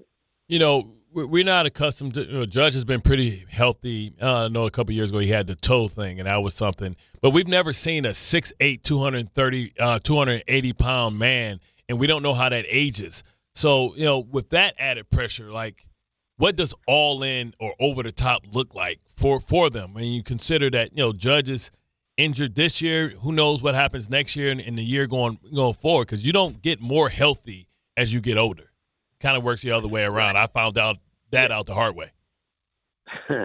Well, this is what is lost a little bit on Aaron Judge, how hard it is to be that size and be a position player in the major leagues. There's just been so few players who excelled as a position player 6'6" or taller. 6'7", 282 is completely off the charts, but that's why Aaron Judge is so great, is he is able to use that big body, and until recently did it in a very healthy way. But they got to get him going completely before they get to where they need to be. Tim, what is the latest with the back and forth between the MLBPA and the owners? What were your thoughts on just some of the latest developments on what the owners apparently pitched to the players union? Yeah, I think we're still a long way away from getting an agreement. Each proposal that comes out is met, and not well by the other side, and that's exactly where we are right now. A player who would know told me 2 weeks ago off the record, he said, the negotiations haven't even started yet, as if to say, don't even pay attention to some of these proposals because they're just start-out proposals. They're just throwing them out there to see what it means. But pretty soon, we're going to have to get to some serious proposals. Otherwise, we'll probably be looking at a work stoppage for next year, which is just I can't even fathom what we would do with the momentum baseball has after the last October World Baseball Classic, and this has been a fascinating baseball season. To shut it down in any way would be obviously a colossal mistake. Well, Ben, that I've went through a stoppage before. One thing I'm sure of is that deadlines breed action. So, the closer we get to that deadline, the more serious they get. They don't start those negotiations to the 23rd hour, really. Yeah, and that's how it always works. And, fellas, I covered the 81 strike. That was 45 years ago, and we're still arguing about similar things, and we're just going to need somebody to take control of this. I mean, Tom Glavine did this 25 years ago and basically stood up as a player and said, we can't allow another work stoppage to happen, and they saved it. Well, that has to happen again. I'm just not sure how this is going to get fixed, but I still have hope that everyone's going to recognize how much money is to be lost by the owners and the players if we have a work stoppage. Last one for me, Tim. When it's all said and done and they eventually play baseball again, it's hopefully at some point next year, will there be a salary cap for the first time in MLB? I'm going to say no. I mean, the one thing that the union has been adamant about for the 45 years that I've covered is you're not going to have salary cap. And so I don't think there's going to be one next year, but that's exactly where we are. If there is no salary cap, the owners have made it pretty clear we're not advancing without one, and the players are not going to accept one. So that's why we are where we are at the end of June now, that most people are very discouraged about the labor situation moving forward. Tim, you're the best. Thanks so much for a couple minutes today. We appreciate it. Okay, guys. See ya. Tim Kurkjian, ESPN MLB reporter, MLB insider. I feel like Tim has earned the right to have the added to his name. Yes. Tim Kurkjian. Yes, like the Ohio State. I feel like he's earned. It's like almost being knighted. Like the. Yes, I feel like it'd be. What about Buster? Buster only, Tim Kurkjian? Well, we get Buster. Buster only, when he comes on this show, he has his own soundtrack.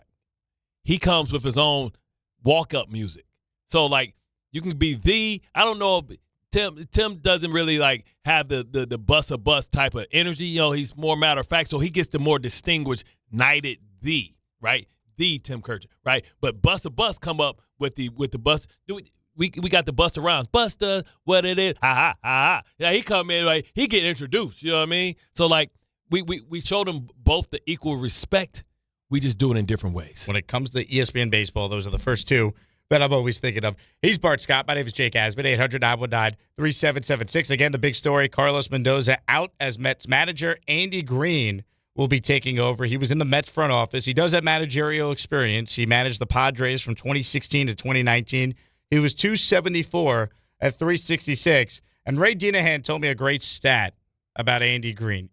His major league career, he was a career 200 hitter, which is also known in baseball as the Mendoza line. So it's a little ironic that he's now taking over for Carlos Mendoza. Facts. Unreal. Let's keep rolling with your calls right now. David and Elizabeth wants in on the conversation. First of all, where the hell was David yesterday? David, where the hell was you at yesterday, son? Remember, I rolled up on you when the thing was over. I was on Black People Time. You know that, Bart. Yes, sir. Hey, Bart, you the man in this household, but not for nothing. The ladies want to say hello to Jake Asman because they see him on YouTube when I watch the shows, and they're like, "You're gonna talk to Jake?" Say hello to Jake. Oh yeah. Look at Carrot Top with the red beard. It's so cute. Hi, Jake. Hello. Yeah. Yeah, they're big fans of you, Jake. I appreciate it. I watch your show all the time. They're over here. Yes, sir, anytime. So, fellas, this is what I want to say real quick. It stinks, man, that Mendoza is taking, he's taking the bullets on some John McClane stuff, Bart. Like, this is a Die Hard. It stinks, bro, because not for nothing, he had no ingredients. How you supposed to put together a dinner with nothing? Like we want chicken Alfredo, but you guys came with Spam. Yeah. Like, bro, he can't make the meal. And then on top of that, like, what really stinks about it is, look at the players. You got Polanco, you got Simeon, you got Luis Robert or whatever. Hey, bro, these guys, they aren't playing, they aren't producing. The roster just stinks, hands down. Then pitching, like, not for nothing, like Senga, Jesus Christ. Manaya, another one. It just stinks, man. It really does. And like I told you guys yesterday, I got to dodge baseball conversation because my team stinks. Then Mendoza takes a hit, which he didn't deserve. And not for nothing, like, Bart, this is a real good question to ask you and Jake. Why do owners don't sit back and pull a Robert Kraft? Yo, I ain't going to hold you. This guy's not the guy. You got to go, brother. I'm sorry. Like, yeah, I'm going to look bad for this, but this is going to help my organization and my fan base out. You got to go, brother. I'm sorry. Like, not for nothing. If I was Uncle Stevie, I'll go to David and be like, yo, bro, that's a nice first name you have, but you got to go because you're not doing your job. You're not doing your job. But tell me this, if Mendoza is flipped to Alex Cora, do you feel like now you got the adult in the room, the guy that's going to a very smart baseball guy and a guy that's going to demand respect and hold players accountable? Well, I do think they can upgrade at manager with Cora. But Cora, for the success he had in Boston, there also were a lot of last-place finishes there, too, if you look. Yeah. Because I feel like they were like the Giants, San Francisco Giants. Right. Either they winning or they just bleh. They had some bad years, including this year. They got off to a terrible start. That's why he got fired. Ultimately, baseball's about your team, the front office. Stearns has way bigger of an influence on why the Mets are a disaster than Mendoza. And I don't want to say Mendoza was blameless because I know plenty of Met fans who thought he wasn't a good manager, didn't handle the bullpen right, questionable in-game moods. But it's also hard to win when you have a team that can't pitch. And that's what frustrated me the most with the Mets' entire offseason plan last year. They went into last offseason saying, well, we had this epic collapse. We need to blow up the core. But their problem was they had no pitching. They could not have any starting pitching. What elite starters did they add? They traded for Freddie Peralta. Why? Just sign a couple big arms. You could have signed Max Fried the year before that. They chose not to because David Stearns, he doesn't believe in handing out these contracts.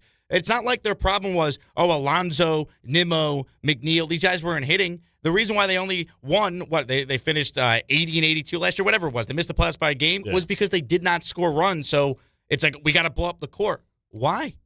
Pete Alonso has 10 more RBIs than anyone on the Mets right now. That's why I'm laughing because we got the Pete chant the other day. Which I think is a tremendous troll chant. Like, if you're a Met fan who actually still goes to these games, I don't want to tell people how to fan. People like, oh, Jake, you're on the radio. Tell all the Met fans to not show up. That will send a message. If you're going to go, you paid for these tickets. That is how you troll the organization. That is how you send your message by not chanting fire Mendoza or fire Stearns. You chant Pete Alonso after the first baseman makes an error. That's a sore spot.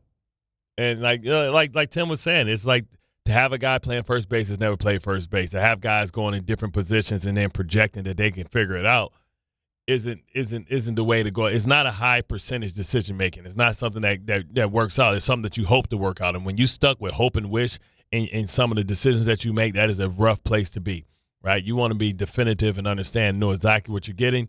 I know we see it across town with Bellinger saying, I'll play anywhere. He plays at a high level, but he's shown that he can play anywhere and do that. Like, not every player is capable of being able to play multiple positions. And then what happens is you put them all over the place, and they forget how to play the position that they were good at. And then when they start making mistakes and the team's losing, you start to press. It compounds. It spirals. And the Mets have had these stretches where it's spiraled. And that's why, again, I don't know if it would have made a massive difference, but if you were going to eventually make a managerial change, it needed to be when you were in the midst of losing 12 straight games in April, early May. You talking about when he came out with the vote of confidence, when he went on the road to the West Coast trip, and they were like, they lost like 16. It was like, oh, look, all they got to do is win like 5 or 6 in a row. Look who they have coming. They got Washington. They got this play. And it was just like, nah, blah. You want some basketball news for your team, Bart? I just saw this. Shams Charania. Hold on. Man, I was just with Shams. You ain't tell me his phone must have blew up. He break no news while he on the air. Now you breaking news. 13 minutes ago, the Oklahoma City Thunder are trading sharpshooter Isaiah Joe to Bart Scott's Detroit Pistons for 2 future second-round picks. Who? Isaiah Joe. Who? He averaged 11 points a game. Who? He can hit threes. You guys need shooting. You have no shooting next to Cade. Yeah. I feel like it only could be one Isaiah there. Come on, man. We used to Zeke's, but we used to ones that give you more than 11. Isaiah Joe. Man, they bet to the Pistons. I listen. I understand we need shooters, right? And what do he shoot the 3-point? What's his percentage? If he ain't over 38%, then I don't even want to hear about it. He shot.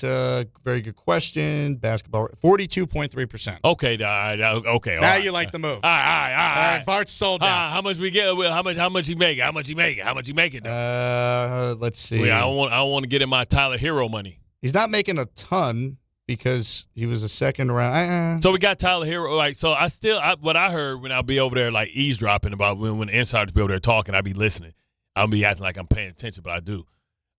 Making $12 million a year right now. Oh yeah, free agent in 2028. So you got a year left with him. Yeah, you can. Yeah, that's a good move. Yeah.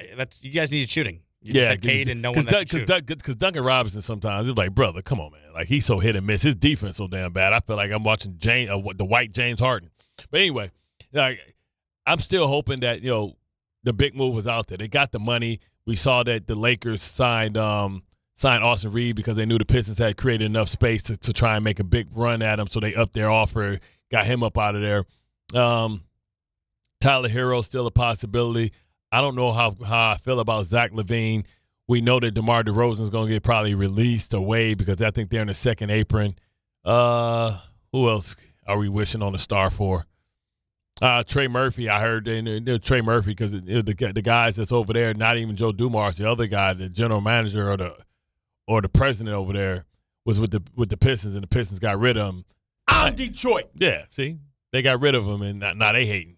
All right, enough Detroit news. Let's talk about Shamit. No, I'm just playing. We got some Mitchell Robinson potential news we'll hit on in a bit, but how about a little football on a football Friday? Let's do some of that foosball. Sideline to sideline. That's coming up next on Bart Carlin. He's Bart Scott. My name's Jake Asman. In for Chris Carlin. We're coming right back with some football talk right here on 880 ESPN New York. The World's Game at BetMGM is here. Bet on the soccer showdowns with 2-up early payouts so that if you're up 2, BetMGM will pay you. That's right. Place a pregame, straight match result bet on any tournament game. If at any point your team is up by 2 goals, you'll instantly win your bet. Then enjoy BetMGM's same-game parlays, daily promotions, player props, and so much more for the World's Game. Don't miss your shot at an early win with 2-up early payout to get paid out if at any point your team is up by 2 goals, regardless of the final outcome of the match. Make it a tournament to remember with BetMGM. BetMGM and GameSense remind you to play responsibly. Gambling problem? Call 877-8-HOPE-NY or text HOPE-NY 467-369. See BetMGM.com for terms. 21 plus years of age to wager and physically present in New York only. New and existing customer offer. Subject to eligibility requirements. Additional terms and restrictions may apply. This is Don, Hahn, and Rosenberg.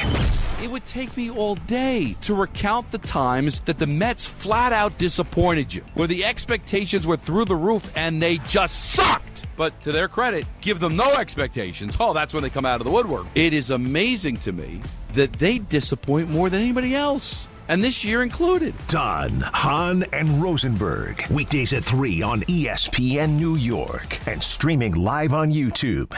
D'Agostino, Law, Bite Back. This is John D'Agostino from D'Agostino & Associates, and I know how a serious accident can change your life just like that. I'm Jenna D'Agostino, and I understand that with pain comes medical bills and time out of work. Let us get you justice. This is John Ryan, the closer. For over 35 years, our family has been getting accident victims every dollar they deserve. I started this firm for the injured so they can bite back against the insurance companies. Our legacy is to get you justice. Bite back. To get you paid. Bite back. At D'Agostino & Associates, bite back means fight back. When you're hurt and they blame you, we bite back and get you every dollar you deserve. We have offices throughout New York and New Jersey, so call us first at 1-800-BITE-BACK. That's 1-800-248-3222. 1-800-248-3222. I've been there, and I'll be there for you. Hi, this is Don LaGreca. Just like the New Jersey Devils bring intensity on the ice, Viking Pest Control brings the same level of protection to your home. And I know because I use Viking at my own place. The season may be over, but pests are always in play. So it's time to lock in your off-season defense. As the pest control provider and proud partner of the Devils, Viking delivers 45 years of trusted experience to keep ants, cockroaches, stinging insects, rodents, mosquitoes, and more out of your zone. And when you bundle pest control mosquito services, you score big savings. One call, one company, total peace of mind. Visit VikingPest.com, protecting your home inside and out. Hey, New York and New Jersey, Boost Mobile has an unlimited talk, text, and data plan that's only $25 a month forever, meaning you'll only ever pay $25 a month for the rest of your life. Who wouldn't want unlimited wireless when it only costs $25 a month forever? If you don't, you must be one of those people who enjoy overpaying for their phone plan. $25 a month forever is truly as good as it gets. So go online and switch now at boostmobile.com. After 30 gigabytes, customers may experience slower speeds. Customers will pay $25 a month as long as they remain active on the Boost Mobile Unlimited plan. My name is Whitney Allen, and I'm a widow. My husband, Ryan, died. We never thought we'd ever have to use life insurance, but the unexpected happened. With Ethos, signing up was fast and 100% online. You can get a quote in seconds, apply in minutes, and get same-day coverage. No medical exams, and you can get up to $3 million worth of coverage. I'm grateful we were prepared. Get your free quote at ethos.com/play. That's ethos.com/play. Paid spokesperson. Time spent on application may vary. Online health questions required. When's the last time payroll was the easy part of your week? With Gusto, it can be. Gusto is the all-in-one platform designed to take the hassle out of managing your team, from payroll and compliance to hiring, onboarding, and more. With Gusto, you can get back 2 full days each month with all the time you have saved. Go to gusto.com today and learn why over 500,000 small businesses choose Gusto. That's GUSTO.com. Gusto.com.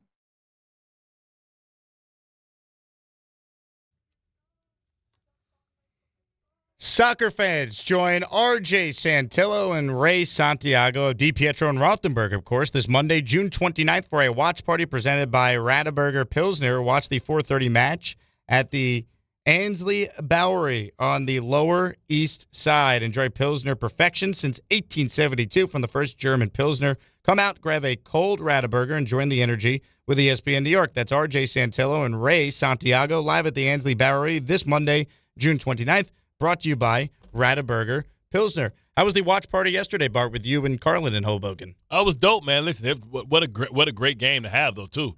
The fact Ecuador and Germany, right? Yeah. So Ecuador had to score 2 goals to be able to qualify, and then early on, first 2-3 minutes, bam, scored by both sides, and then late, Ecuador gets the late goal and advance. They +7, you know what I mean, and they held on. And, now they get the advance, which was a huge upset because I think they call, the German goalie, they call him, the Terminator. He's like what's the guy from Mighty Ducks? The big I don't remember the big kid's name. Yeah, whatever. Yeah, way to mess it up. Fulton Reed? Icebox? Was it Icebox? Was it? It was something. I'll take your word for it. That's Icebox. For the good of radio, we'll just go Icebox, and we'll go on right until somebody calls in and say the Mighty Ducks, the big kid. Yeah. It was Fulton Reed. What was his name? That was his name, Fulton Reed. Oh, I thought he had it. Oh, no, what? Icebox was in Little Giants. Oh, you're confusing sports movies. That's my CTE. My bad. Because there was ice involved. Yeah. So I hear Icebox. I'm thinking, that definitely had to be hockey.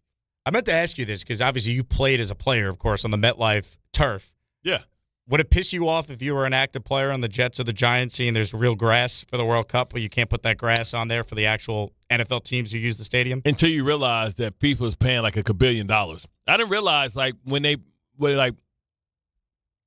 fact that we have these huge NFL stadiums, most places have to build stadiums to have the World Cup, but the fact that we're in different countries, Canada, Mexico, and America, you know what I'm saying, they didn't have to do that. So I wonder how much of that extra money kind of went to using the stadiums that exist, because clearly they had a budget. They have a budget. The countries have a budget to be able to build these stadiums. Because I think when it was in Saudi Arabia, right, I think they built 12 stadiums.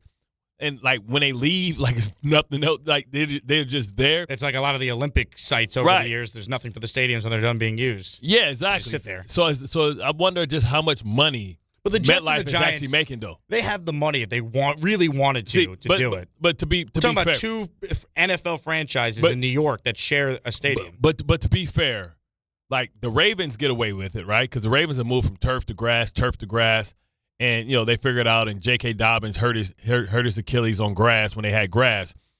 But the only pass I would give the Jets and Giants is the fact that somebody's going to be on that turf every week, where in most places they get a chance to allow the grass to recover. They can have 2 games away, 2 home games away, and they can fix the turf. They can keep it up. But like here, when the Jets and Giants are going to play on it, we see this sometimes in Pittsburgh when the University of Pitt is playing and the Steelers field look like trash. It's like painted dirt at the end. And they can resod it, but it doesn't hold the roots when you're picking it all up, especially late. So I think that's why they do it. The weather is a little bit harsher, not too much harsher than it is in Baltimore. Baltimore gets away with it. But even late in the season, you can see Baltimore has that brown grass that starts to turn, and they only have somebody playing on their turf, 8 times out the year. So every other week or multiple weeks, there's nobody messing up the sod. It does look great with grass. I'd love for them to figure out a way to – the technology exists where you could actually like roll out the field. It could go under the stadium like you saw in Europe when the Jets played in Tottenham Hotspur Stadium. They have that. But how much is that to build that mechanism when you didn't initially build for the infrastructure for that immediately? The least they could do. The stadium's the worst. Don't get me started on MetLife. Yeah. But when you think about it, like you have those were made with that. The problem is MetLife was designed after all that technology happened. I think Arizona, that technology happened after the Jets. So like all these new innovations came out after the Jets had already made their infrastructure. That's why if Woody decides to build the Jets their own stadium and move them back to Long Island, like people have kind of speculated or said. Good luck with that. They just opted into they had a chance to opt out of the lease a year ago. They didn't. Right. You go to Fall Park all the time. They love the practice facility. They've made all the new renovations to the locker room and the fitness area. That's the issue. The issue is that practice facility, which is the weight room's been renovated for 2 years. So I can't see Woody making that move. That would be a bold move, to say up and build your own stadium. But, man, could you imagine having control of your own stadium? You look at the Bears. That's the dream. That's what Jet fans are dying for. They're moving to Indiana. Yeah, because we try to feel like like it's Giant Stadium, but we share it, but we play equal money. Yeah, you could say it's MetLife. You could make it gray. Yeah. It doesn't feel like the Jet Stadium. Now, maybe it's also because they haven't won, right? They've never had a playoff game there even, but it's – But you also can look in the far distance and see the Giants practice facilities right there, like from the parking lot. So it's like, this feels like theirs. And the Jets, you look around, they're always connected to the Mets because they used to play at Shea Stadium. And there's a soccer stadium being built right next to Citi Field. That should have been where the Jets are playing. Yeah. Right? Years ago, 2000, you tried to have the lower Manhattan Stadium on the west side, and that obviously got shut down. Hudson Yards, Dolan and the politicians shut that one down. It's just, I don't think it's ever going to happen, but that is something that I know any longtime Jet fan will say, we need our own stadium. Yeah, own stadium. And then who cares if the stadium is far? Like you mean if the practice facility is far, you can still stay there, and it don't matter because the night before the game you stay at the hotel. Right. You could do it. Nobody cares. Yeah. So maybe we'll get our own stuff. Right now, a little football talk. We'll keep it rolling here. World Cup or actual NFL football? We'll find out. Sideline to sideline. Tom Bauer, hit it. It's gonna happen. This is Sideline to Sideline. Go with Bart and Carlin. So, gentlemen, let's do some sideline to sideline indeed. So we're going to start with a little bit of Brandon Ayuk because a lot of what he's doing recently is kind of confusing me as to if he thinks his antics are going to get him another contract somewhere or if, a team would actually want him on their team. He's very adamant about joining the Commanders, as he recently said. Yeah. And if I'm crazy or if I'm capping, them boys cut me today, and I'll sign with the Commanders tomorrow, and we'll see who gapping. Guys, I don't even know what the hell is, like, the huge cause of this holdup. Like, he got hurt his first year into the contract. He didn't play last year. I guess it's a breakdown of communication, but he really, really, really wants to be a Commander. That's all he's been saying for, like, the past, couple weeks. Yeah, and see, but both sides are being stubborn, right? Because they already taken away his guaranteed money. They they don't want him to go. They don't want to outright release him and let him go because I guarantee you he'll be right there with the Commanders. The reason why the connection with the Commanders is because Jaden Daniels was his college quarterback. And he loves Jaden Daniels, and Jaden Daniels is in need of a receiver. Their GM also comes from the Niners front office, Adam Peters. Right. But that's funny, though, right? Because the Niners is tripping, so it seemed like they can talk to each other and figure it out, right? If I came from the Niners, I understand he's a problem child. Y'all don't want to let him off the hook. We need him. How can I sweeten the pot enough for you to let him come to us, right? It's a win-win. But sometimes I get concerned as we're looking at him in his comments right there. I want to know what's wrong with him. Like, we haven't seen him play in a couple of years. Right, since the injury, he was a good football player. Not great. I thought he was good, borderline. And at this point now, for a Washington team, you would say, man, this contract is great. That contract was high 2 years ago or 3 years ago. Right now, that's average money.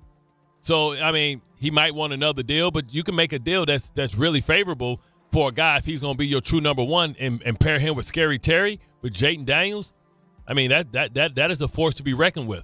But at some point, Lynch and Shanahan, who said, hey, you did this to us, we're gonna make your life miserable.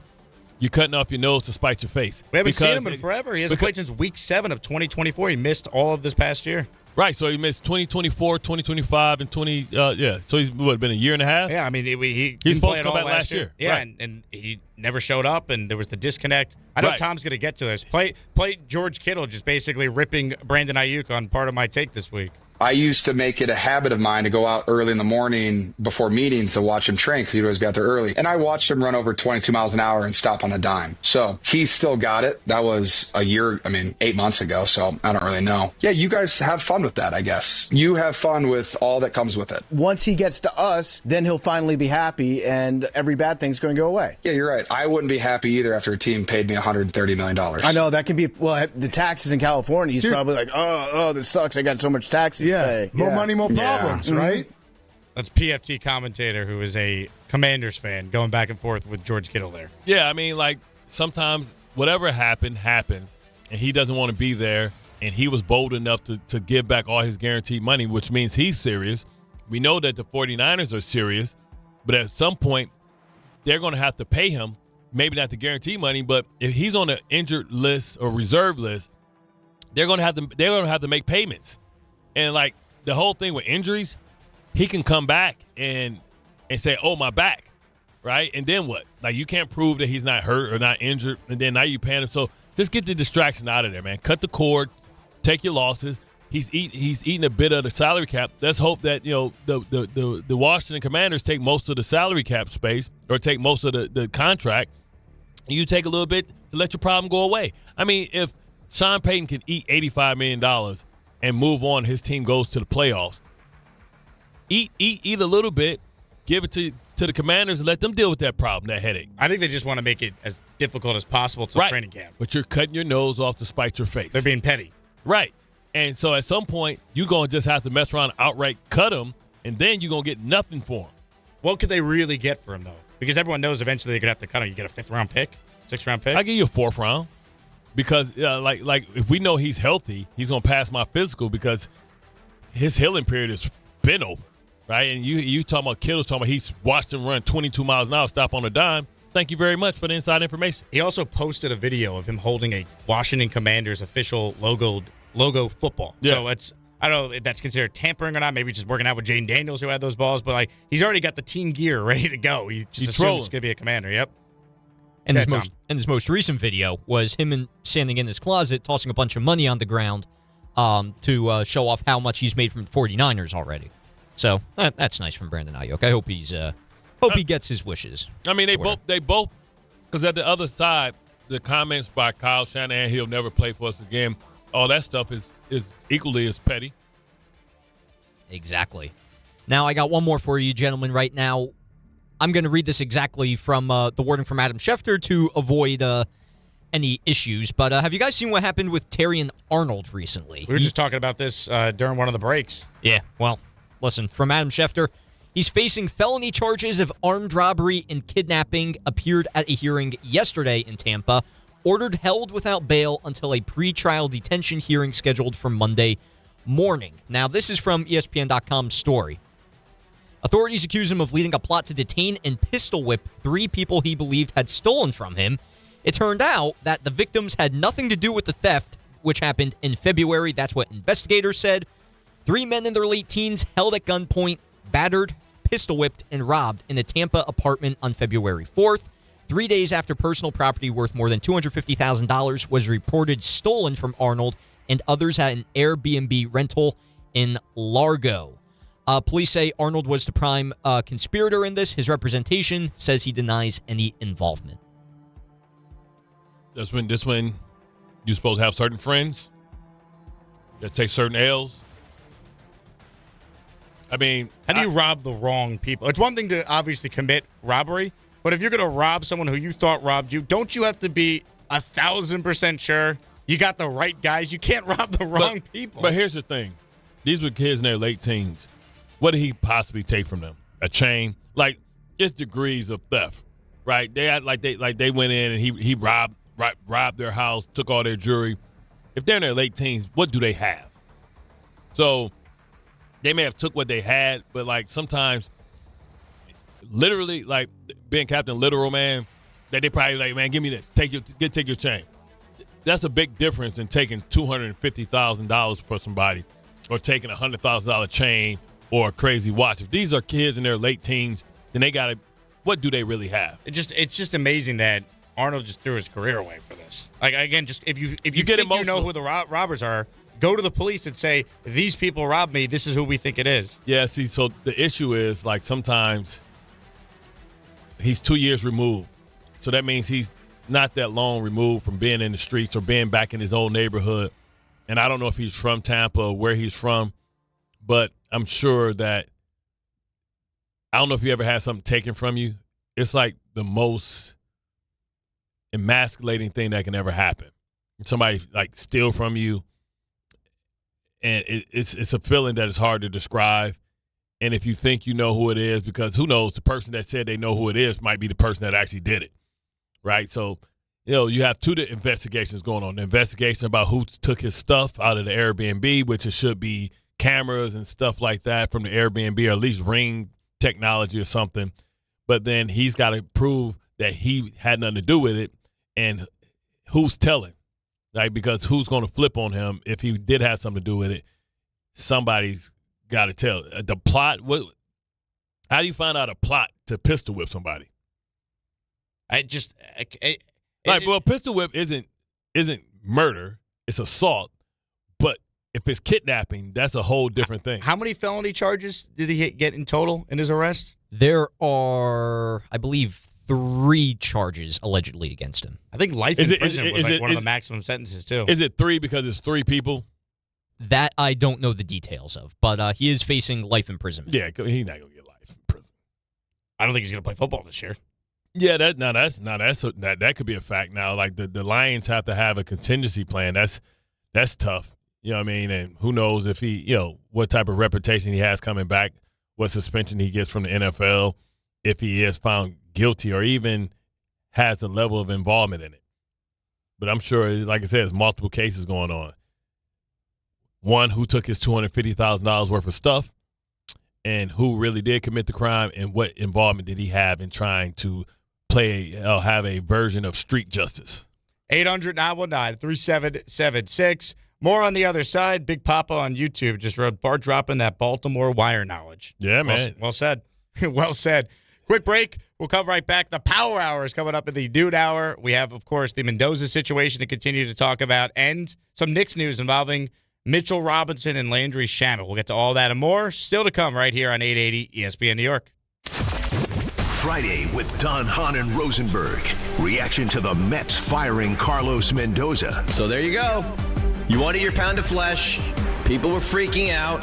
It may not be the firing that you wanted, because that might be Stearns, but big move for the Mets right now. And will the Knicks be able to keep Mitchell Robinson? Don, Hahn, and Rosenberg today at 3 on ESPN New York and streaming live on YouTube.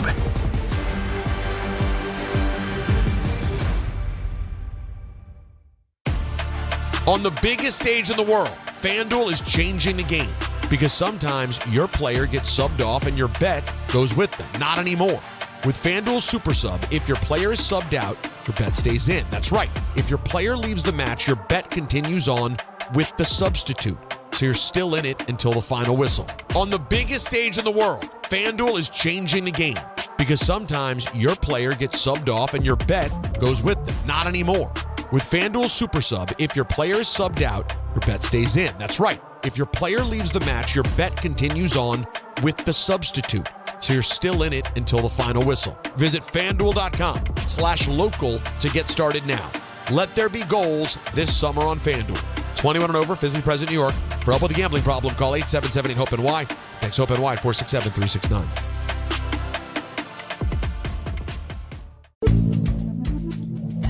Good Karma Brands is proud to be an equal opportunity employer, providing equal employment, development, and advancement opportunities to all teammates and applicants.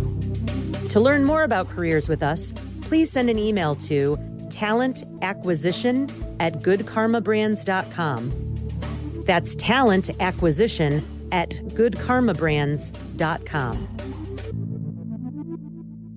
When care matters most, experience matters more.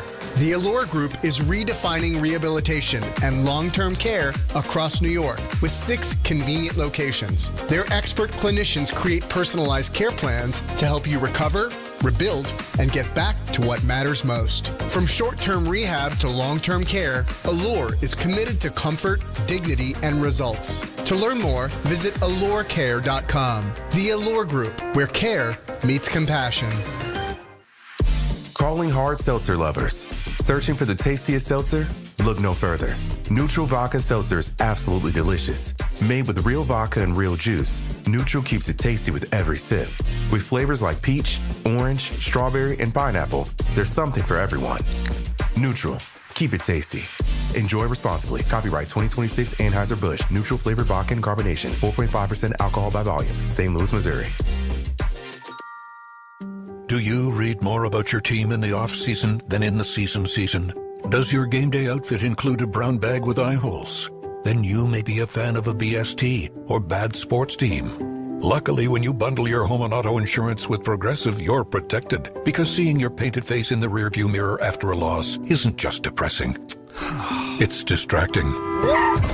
Visit Progressive.com today. Progressive Casualty Insurance Company, affiliates, and other insurers. Covered subject to policy terms. Not available in all states or situations. Harry Douglas here to help you get in on the sweet life with Cotton Candy 5-Hour Energy. It's that classic throwback cotton candy flavor, but with 0 sugar and a 5-hour energy boost. I keep these with me so I can tackle that sweet tooth with a tasty caffeine kick and no guilty sugary aftermath. Bring on the sweetness with Cotton Candy 5-Hour Energy Shots. Cotton Candy 5-Hour Energy. Available online at 5hourenergy.com or Amazon. Congratulations, New York. The Knicks did it. Through battle after battle, they dominated to become this year's NBA champions. Day in and day out, the hard work paid off, and you were there every step of the way.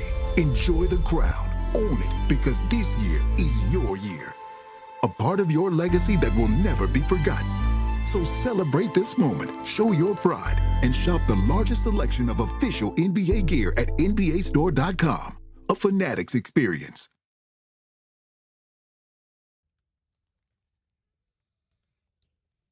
Bart Carlin right here on 880 ESPN New York and the ESPN New York app. No Chris Carlin, Jake Asman in for Chris. Bart Scott, of course, is here. It's game time right now, which is brought to you by Tullamore Dew Irish Whiskey, because when it's game time, it's Tully time. 7:10 tonight. Yankees visit the Red Sox, trying to bounce back after a tough one yesterday. Mets in their first game with Andy Green as the interim manager. They host the Phillies later. Coverage begins right here on the station, 880 ESPN New York at 6:30. Tullamore Dew, the original triple distilled, triple blended, and triple cask matured Irish whiskey. Be sure to grab a Tullamore Dew or try the new Tullamore Dew Honey during today's action. Glasses up to enjoying Tullamore Dew responsibly. Did you ever have an interim head coach in your career at all? I can't think of it. Didn't happen with the Jets. Did it happen with the Ravens? No. No. College? No. High school? No. So you've always had the coach you started the year with finish the year. Damn straight. I tell you, I put it more further. I've only had 2, 3, 4. I only had 6 coaches my entire career. Are we counting from high school? High school on. Yeah. You played varsity as a ninth grader? On the varsity team right away? No, my mom wouldn't let me play football my first year. She said I had to prove that I can get good grades. So I played basketball my first year. So, I played basketball 4 years in high school, and I played football 3. What position were you in basketball as a high schooler? I mean, like a small forward. I mean, we were young. We were a short team. Like our center was center was 6'6". You like Josh Hart going up there trying to just scrap, a little undersized to be. No, were you Antonio were you big Gates, for high school? I don't even know. No, I was 6'2", 185. So I was a springboard. You know what I mean? People don't know, but when I came out of college, I had a 41-inch vertical. I was super explosive. Yeah. So in high school, just take 20 pounds off and tell you we used to average 90 points a game, straight full court press. My friend Romer, he was our center. He was 6'6". We had some 6'5s and some 6'4s and bunch of guards just running gun, trapping everything. Showtime. All day. Showtime Press. Bart Scott. Old school Delilah. And we had a live DJ. High school basketball in Detroit, you got drug dealers on the side betting. You talking about prop bets, guys getting gym shoes. Hold on. We can't just gloss it. You said there was drug dealers on the side betting on the outcome of high school games? Damn straight. Alumni, it was serious. You might get in a scrap with the opposing team, in the mall. You see him at the club. It was serious. And we had a live DJ. You going to the club in high school? Yeah, we had a high school club. Yeah. Straight. Detroit sounds fun. It was called the River Rock. Antonio Gates, he was Mr. Basketball out there. But, yeah, man, we used to get it in. Did you ever take part in the gambling on high school outcomes? High school basketball? No. Were there spreads? Were there lines? How sophisticated were the books back then? In football, too. You would go to the game and outside the gate, you'll hear somebody say, "Hey man, I got 2 G's on y'all tonight. Hey, what's up?" And you ball out. Hey, here you go, man. Bam. Give you a nice tip. Yeah, you know what I'm saying? You get some new shoes, get some cleats. It's that's why high school sports are funner because it's territorial, right? Because you're playing with your best friends too. You grew up with. But you're also the people that you go against. Y'all live in the same neighborhoods, so it's that. You go to one elementary school, they go to another, but it's just simply separated by 6 blocks, 7 blocks, or 10 blocks. Man, I ever tell you when I got out and I got it into the league, it was 10 guys that made it to the NFL. We all played against each other. We were rivals. We grew up, went to college at the same time, and we all went. Same draft class roughly, or? Yeah, no, exact same. Antonio Gates, Chester Taylor, Ron Johnson, Javen Hunter, who's Jayden Ivy's dad. We were all on the same team. It was me, Ron Johnson, Chester Taylor, Javen Hunter, then Anthony Adams, which everybody knows Spice. He be doing the Sir Bigum stuff on Instagram. Antonio Gates. That's why I always laugh. We always laugh when they say, they act like Antonio Gates woke up one day and was like, what is this oblong football thing? He played football, but me and Antonio Gates were supposed to be roommates at Michigan State when Nick Saban was the coach. I never reported. He went there as a Prop 48. Larry Izzo and Nick Saban said that he can come to Michigan State and play both. So he was a Prop 48. Tom Izzo, you're talking about. Yeah, Tom Izzo. So he was a Prop 48. So when people don't understand, Prop 48 is when you don't pass your ACT or SAT, so you academically ineligible for the first year. You have to prove that you can get the grades. So he played basketball his first year. And then, he got kicked out of school and he transferred to Kent State. He decided just to play basketball. But it's not because he wasn't a blue-chip All-American and went there. So we had him. So that's what I'm at, 7. We had Larry Foote. Everybody know him from the Foot Stomp. Won the Super Bowl with the Pittsburgh Steelers. He was there. This kid named Glenn Sumter was with us that went there. He ended up with the Texans. So that's 9. And who was the 10th guy? I mean, we don't count Josh Thornhill, those guys, because he was from the suburbs. We had one more guy, so it's I don't think you counted yourself. Oh, yeah, I said me. I know I counted 4 for the Ravens, right?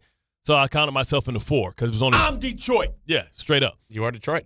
Andrew Henson was, but he was in the suburbs. So he's a baseball player too. Yeah, but we don't count him because he was in. He's a suburban dude. I think the Yankees drafted Drew Henson. I'm talking about kind of straight hood dudes. You know what I'm saying? I'm talking about from the hood. So certain pigment color you're referring to? Well, Larry Foote is light bread, so yeah, he's like half and half. But no, it wasn't even about the white or black. It was like living in the city, like city. Yeah. We call it PSL, and like so like when I talk to kids all the time and older people try and tell people how hard it is to make it to the NFL, and they tell you all these dumb statistics. You got a better chance to get struck by lightning and all that stuff. We like to tell them that you can get struck by lightning. It happened to all 10 of us the same year, and the year before, that's when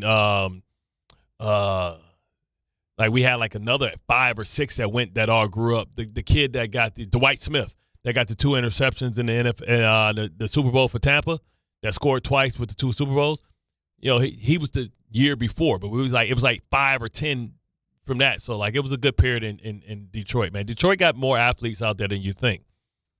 Power Hour. Oh, coming up next. Damn, I talked all the way through the segment. Hey, we got plenty of time left. I be reminiscing sometimes my Detroit days. A memory lane. Hour to go. We reset the Mendoza conversation, plus the latest on the Knicks. Mitchell Robinson held a basketball camp yesterday down in New Orleans, where he's from, and he addressed some of the free agent rumors surrounding him. All that and more is coming up. He's Bart Scott. My name is Jake Asman. It's Bart and Carlin. 1 hour to go here on 880 ESPN New York. Friday with Don, Hahn, and Rosenberg. Reaction to the Mets firing Carlos Mendoza. So there you go. You wanted your pound of flesh. People were freaking out. It may not be the firing that you wanted, because that might be Stearns, but big move for the Mets right now. And will the Knicks be able to keep Mitchell Robinson? Don, Hahn, and Rosenberg today at 3 on ESPN New York and streaming live on YouTube.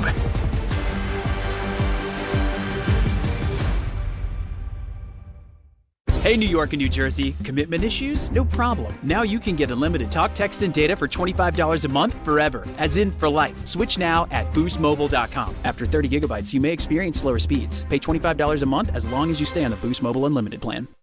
Want to earn extra revenue for your business? Amazon Hub Delivery is looking for local business owners to assist with deliveries. When you become a partner, you and your staff will deliver packages to customers in your area on a schedule that works for you. With each package delivered, you'll gain extra revenue and exposure for your business. Plus, Amazon Hub Delivery makes it easy to get started. There's no upfront cost, delivery experience, or long-term contracts required. Sign up to learn more at amazon.com/hub delivery. That's amazon.com/HUB delivery.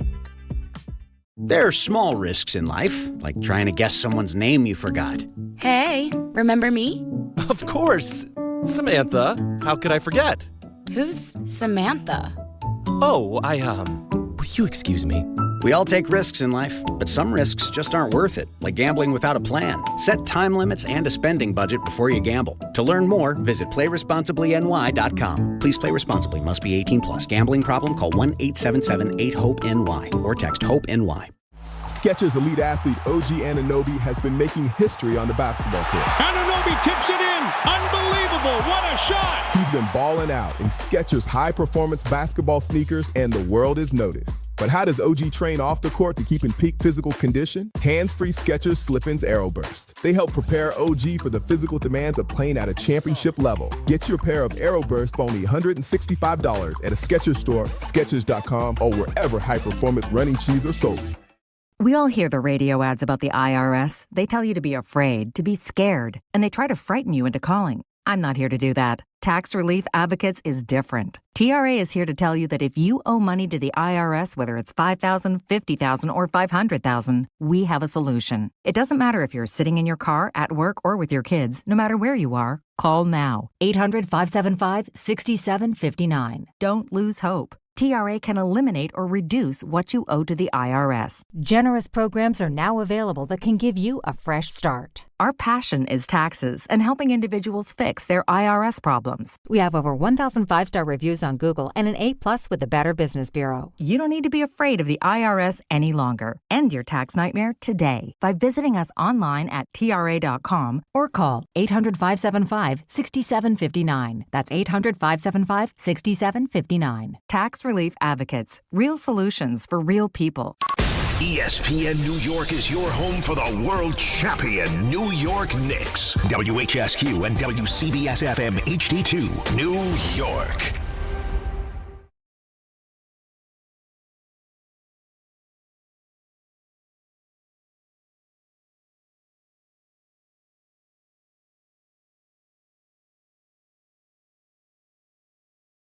Just after 12 o'clock, Bart Carlin right here on 880 ESPN New York. Jake Asman in for Chris. Bart Scott to my left. And it's a Friday. It's just after 12. Time. They want time. They want time. TB time. You heard him say, was that Gilberto?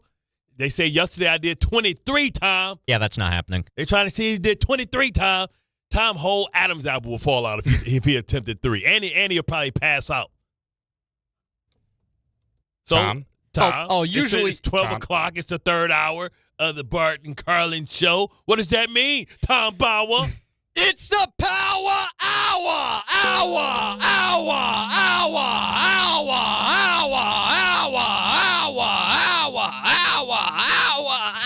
Who killed the cat?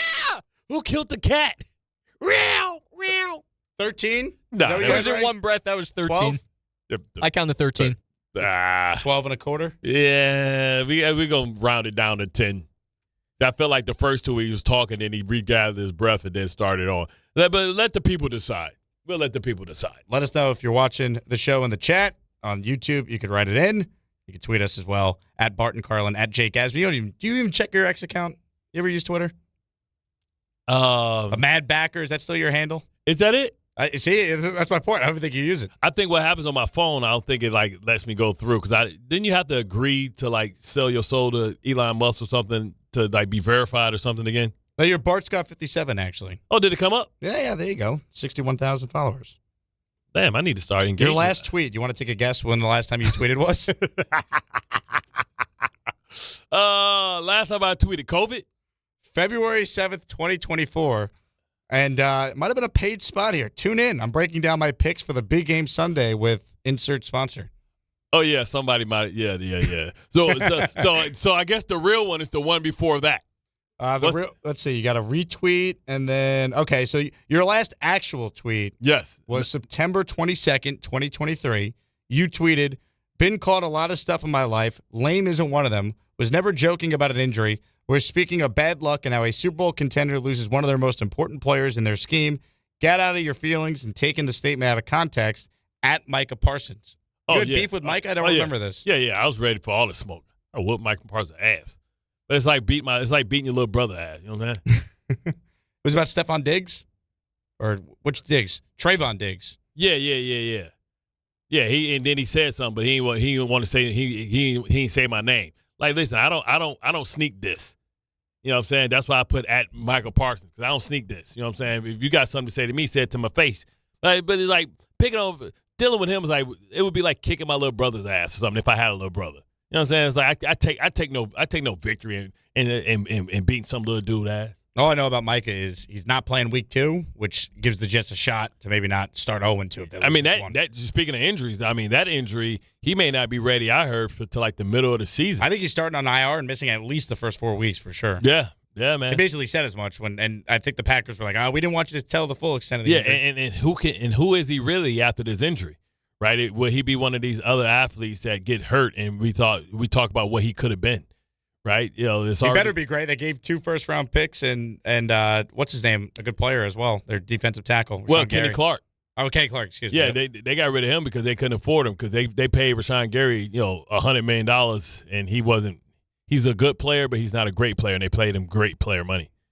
Here's the latest on Mitchell Robinson. John Sokoloff, who does a great job covering sports down in New Orleans for the local ABC affiliate, he spoke with Mitch Robinson. He held a basketball camp near his hometown and was asked about returning to the New York Knicks. We can see what happens. It would be great to, try to do it, to run it back again. Try to go back-to-back and stuff like that. Defending champs. So that's very a possibility. So the classic not answer there. He sounded like he was like, man, they ain't saying nothing, man. I feel like him and Tobias Harris in the same spot. Like, man, no, they don't want me. Well, you know what we need to have? We need to, on our drop list, we need to have the Will Smith when his father didn't show up. And he don't want me, man. Yeah, well, he don't want me. He never taught me how to ride a bike, but I learned though. Why you don't want me, man? Like we need that added to our drop. The Will Smith, why he don't want me quote. Because why they don't want Mitchell Robinson? So Stephen Bondi, who covers the Knicks for the Daily News, last night he sent out the following tweet. Heard it's unlikely Mitchell Robinson will be back with the Knicks next season. He's the longest tenured Knick, but also an unrestricted free agent. Owner James Dolan said he's unwilling to pay into the second apron, so running it back with the bench is not feasible. Here's how I feel about it. You tell me if I'm off base. If the Knicks don't want Mitchell Robinson because they just don't want to go into the second apron, then I think it's a fair criticism of James Dolan saying you paid all these other guys to not work for you. Who cares if you paid a little more and went into the apron for a year to keep a team that lost 3 games during their playoff run? But that's the key though. The key is 1 year.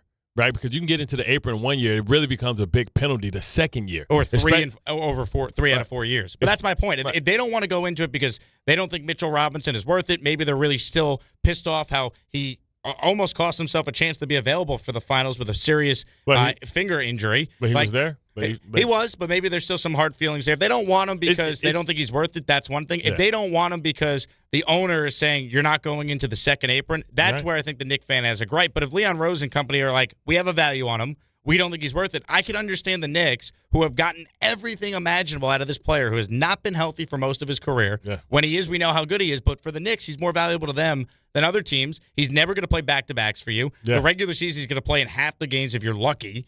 You just need him for the playoffs. So he's valuable, but am I going to pay that guy $15 to $20 million a year? No way. I'm not paying him a starter's salary if that's his role. So I can understand the Knicks not wanting to do that, but if it's because there's just no way we want to go into the second apron, if that's the logic and they actually want him back and Dolan saying no, then I think the Knicks fan has a right to be frustrated if that's the approach. Yeah, you got to think that, 7-footers don't grow on trees, man.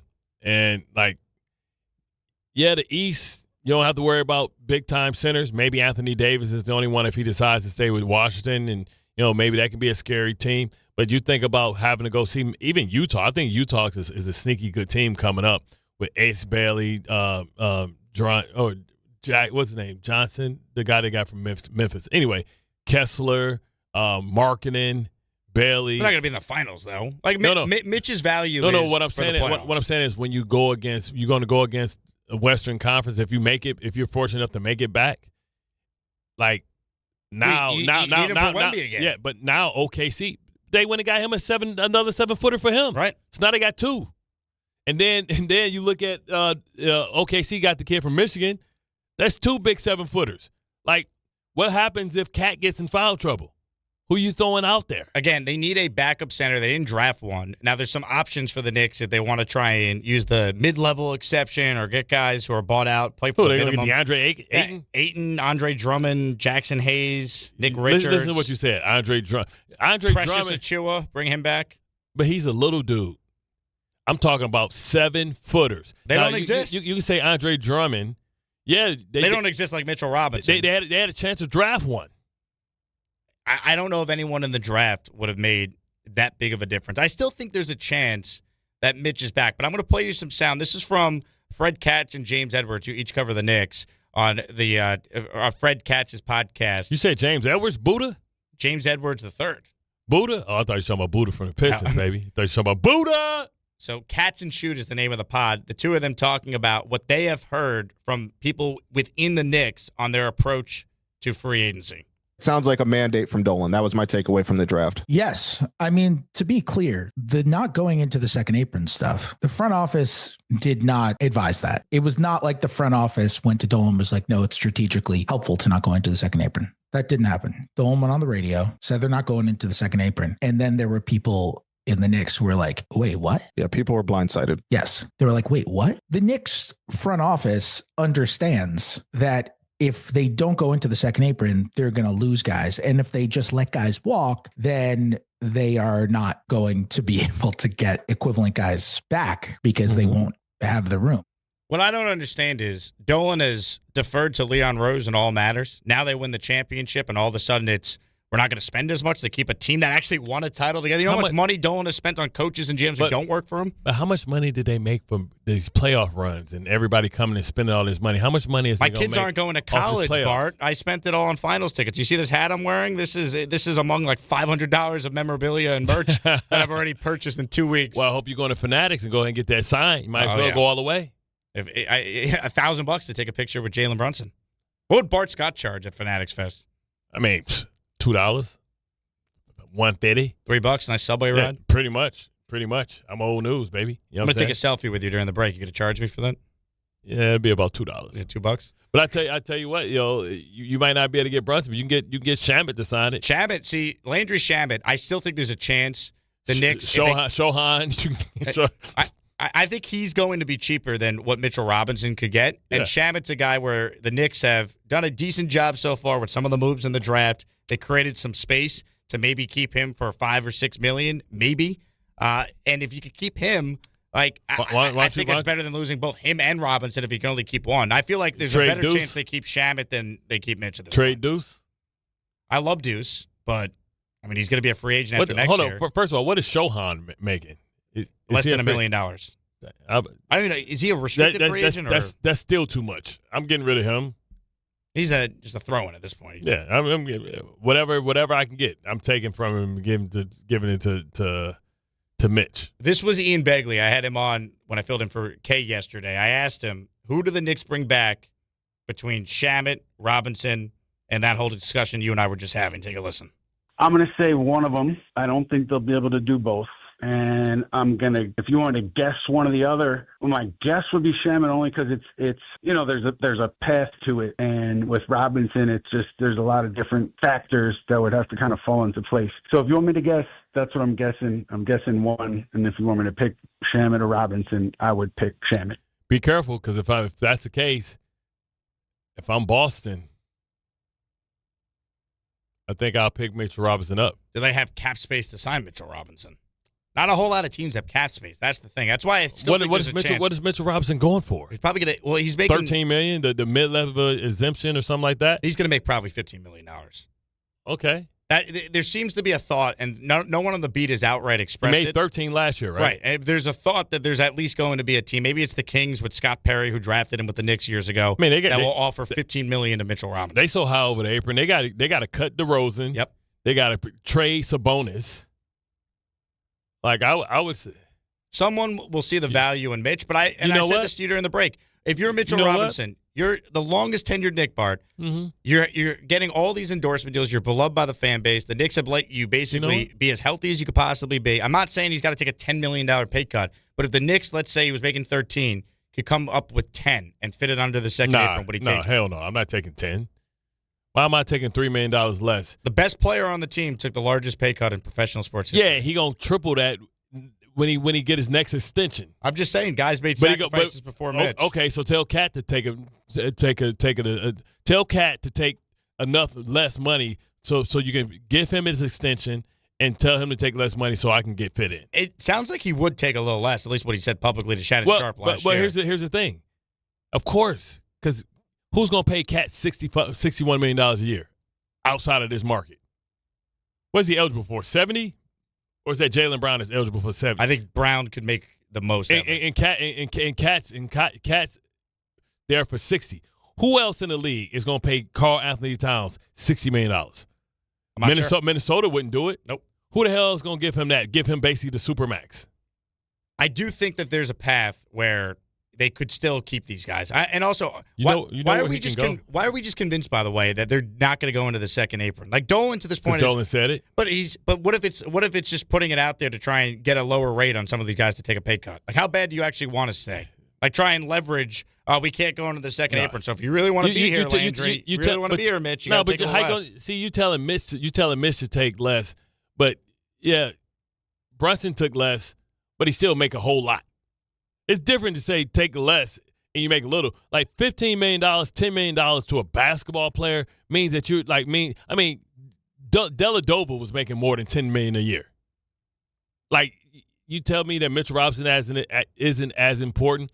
It's not about how many minutes he plays. It's how valuable those minutes are. So for me, if I'm the Pistons, I got more than $10 million. I can give you $15 million mid-level exemption. I just got rid of Tobias Harris, and I just got rid of Isaiah Stewart. That's $40 million right there. So I'll take Mitchell Robinson so he can come over, so he can have a chip on his shoulder when he play against the Knicks. I'm just not convinced there's a team that's just going to give this like crazy contract to Mitch. $15 million is not crazy. Yeah, but it's going to be more than 1 year. He's not signing a 1 year, $15 million deal. Yeah, 3 year, $45 million. Yeah, I don't know if that exists. It takes a very specific team that could use a Mitchell Robinson because we know what he does that helps you win. He's also incredibly limited it should be as an offensive player, and he can't hit a free throw. Should be everybody in the Western Conference. Ben Rollins couldn't hit a free throw either. Neither could Dennis Rodman. Those guys were better players than Mitchell Robinson. And I love Mitch. I'm a Knicks fan who's thrilled that he was here for 8 years and got the experience winning. So who you call him? Mitchell Robinson is what? Mark Eaton to you? Who the hell is? He's a very unique player because he is truly a one-of-one comp. He could guard all 5 positions, and he's a great offensive rebounder. If his time with the Knicks is truly over, it is fitting that his last play to help them clinch the championship is coming up with a huge offensive rebound in Game 5 over the 7'5" alien. Yes, the alien got grounded because Mitch so damn heavy. He just put that damn forearm on his waist and held his ass down and pinned him underneath the basket. I'm just saying, man. Like, the Knicks was very fortunate last year. Nobody got injured. What if Cat go down for an extended period of time? Like, the standard now for the Knicks is to win and to defend this title. But they're the hunted. They're no longer the hunters. And the fact that they played so many guys in the regular season, the Clarksons of the world, Diawara, who they were able to keep, which was a nice shrewd move. Why can't you trade Clark? Okay, Clarkson's a free agent. So see, there we go. So now you got to get depth. Well, the key for the Knicks is buyout market. Teams buy out these players. Who wants to be the next Jordan Clarkson to come over for the minimum? Who knows? Maybe your team you were just on's paying you, and you're available now. Maybe DeMar DeRozan gets released, and that may be a guy that they can get. I can't see DeMar DeRozan not wanting to go to the Lakers, though, being that he's from that area. And he's still a good player. He's still averaging 20 points a game. Yeah. Like, I don't know. Jordan Clarkson was near the end of his career. But the problem is, like, DeMar DeRozan and Bridges going to be like, throw me the ball at the same place. Like, hey, man, this is my spot. No, this is my spot. They both the mid-range king. Right. I don't think he's a fit. I'd be surprised if that's their move. Y'all mess around, end up with Lonzo Ball. Is he healthy? Is he ever healthy? I think they took his hamstring and made a meniscus or something. Like, for real, they did something. A new surgery? No, for real. It was like, I mean, they did that with Chris. They thought he was not going to be able to walk again. They did that with Chris Jenkins. Like, they took part of his hamstring and put in his MCL. Big what if in Jet history that you and I will care about, and probably not many others. What would have happened if Chris Jenkins was fully healthy and on that 2010 team? The 2010 or the 29? Because he got hurt in the middle of that 09 season. He was honestly the best player on the field for the Jets in 08. Yeah. He was with you guys in 09, got hurt. He's a huge part of Hard Knocks all summer with you in 2010. If he was on that 2010 Jets team, it would have made a big difference. Oh, man, you think like Peyton, they would have been running from compressed pockets all day. That's you taking one of the best players in the league at his position. What would the Chiefs be without Chris Jones? Like, that's how big he was. He's going to instant double team, so you can blitz off of him, and all I had to do was sit behind him as a linebacker, and I knew the ball was going to cut back. You know who Aaron Glenn compared Chris Jenkins to a couple weeks ago? Don't say Sweat. T'Vondre Sweat. Huh. T'Vondre Sweat could be anywhere close to Chris Jenkins. That year he had with the Jets in 08, the Jets won that deal with Jermaine Johnson. One thing I like about the Jets now is they're intimidating coming off the bus. Before, like, coming off the bus, man, they were a little team, little bitty defensive line. Like, man, ain't nobody worried about that. We're going to run right over you. And that's what was happening. If you're going to have little-ass linebackers, you better have some beef in front of them. So now they have some beef in front of them. They got a downhill linebacker in Demario Davis. And I think it allows what's his name? Next one? Jamie Sherwood? Yeah, it allows Sherwood to be the athletic linebacker, right? It allows him to – because, like, I feel like Sherwood is like Patrick Queen. When he's next to Roquan Smith, he's a dog. When he's not, he doesn't really play well when he has to do the thinking and also be able to play at the same time. People don't realize it's difficult. Not everybody can call the plays, have to make all the communications, and still have the wherewithal in the eyes to read what's going on in front of them because they don't get a chance to look. Like, you break the huddle, whatever, reduce 63 sky, ready, break. All right, we come out there. You got to make the close call. Close left, right?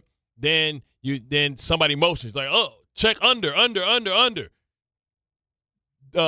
Tray, right? Goes from pack to tray. Like, I'm using some of our old defense. Trey.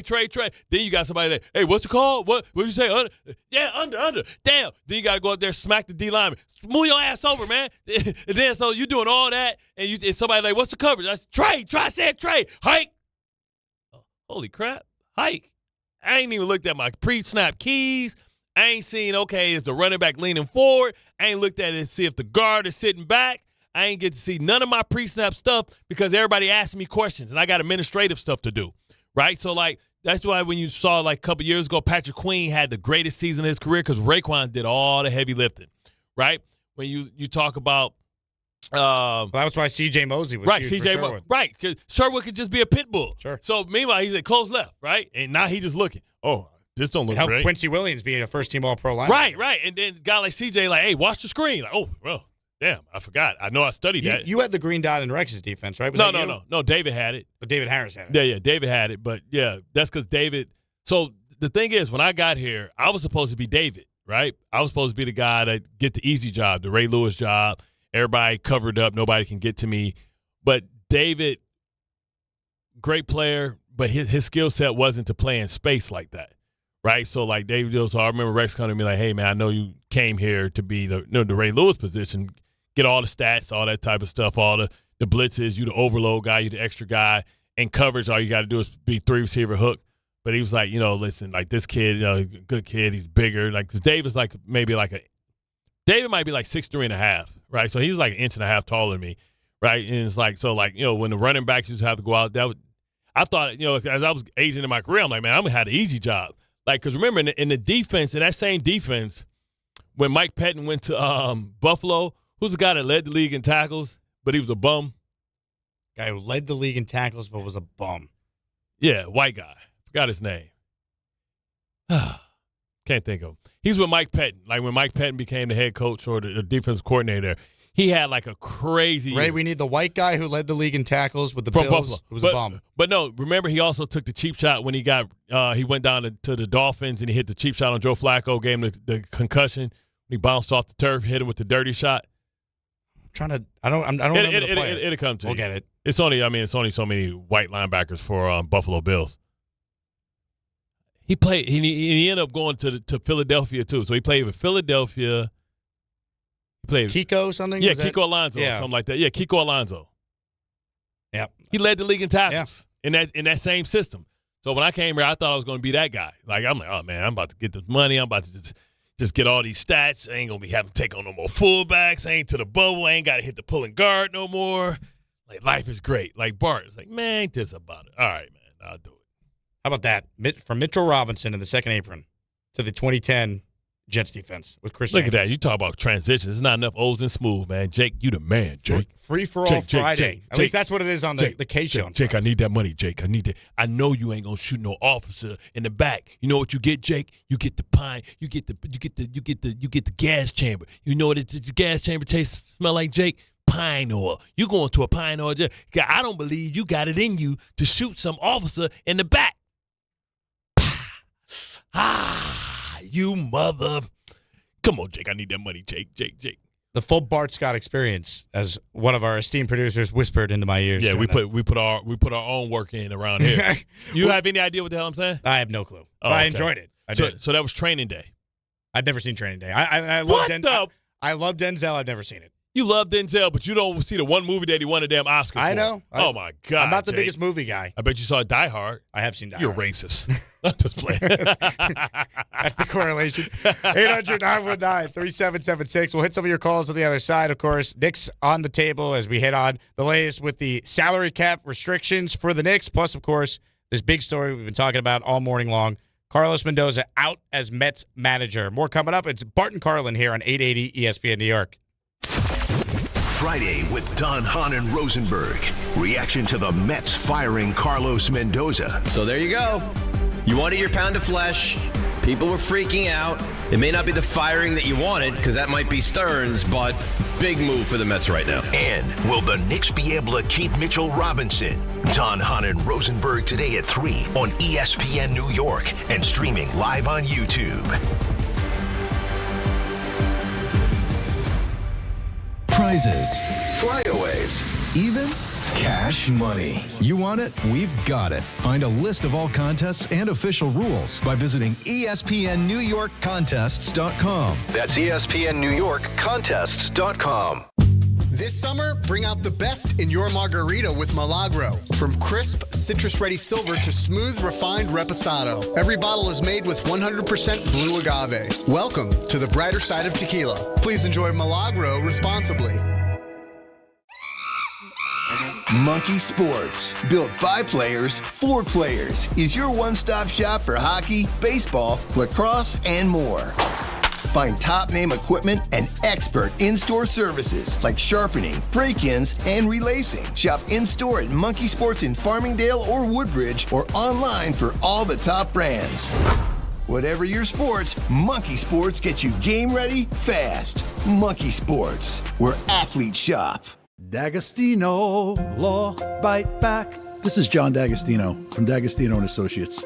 Did you know Social Security takes money out of every paycheck you earn? Paycheck after paycheck. And you're not supposed to touch that money until you're 67? What if you can't work? What if you need that money now? The system is challenging and most people get denied. That's a fact. D'Agostino & Associates has the experience to win, and we win a lot. If you filed for Social Security disability benefits and were denied, let us appeal. Call us first at 1-800-BITE-BACK. Bite back means fight back.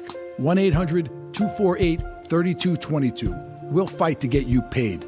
D'Agostino & Associates has offices throughout New York and New Jersey and handles Social Security disability claims and appeals. Remember, if you've been denied, call us first.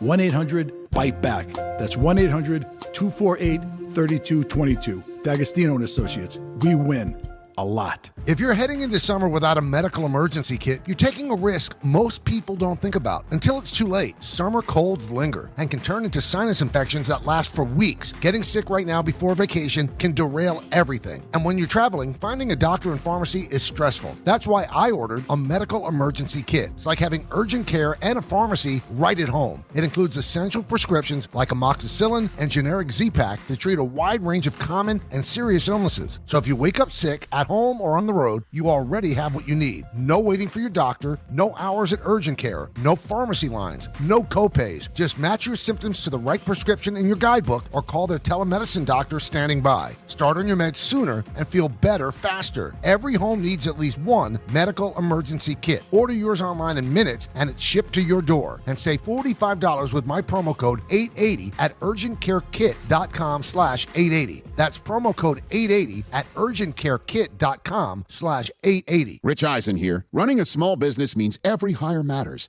A bad hire costs time and money, but the right one helps your business grow. The challenge? Finding that person without sorting through resumes. That's where LinkedIn Hiring Pro comes in. It screens candidates so you can focus on conversations with qualified talent. With Hiring Pro, you can hire with confidence and build the team you need. Join the 2.7 million small businesses using LinkedIn to hire. Get started by posting your job for free at linkedin.com/Eisen. Terms and conditions apply. When we started Oakland Roots Sports Club, we needed a strong foundation. Gusto has had our back since day one, making sure every hire, every paycheck, and every player is taken care of. They're the team behind our team. With Gusto, we stay rooted and give Oakland the love it deserves.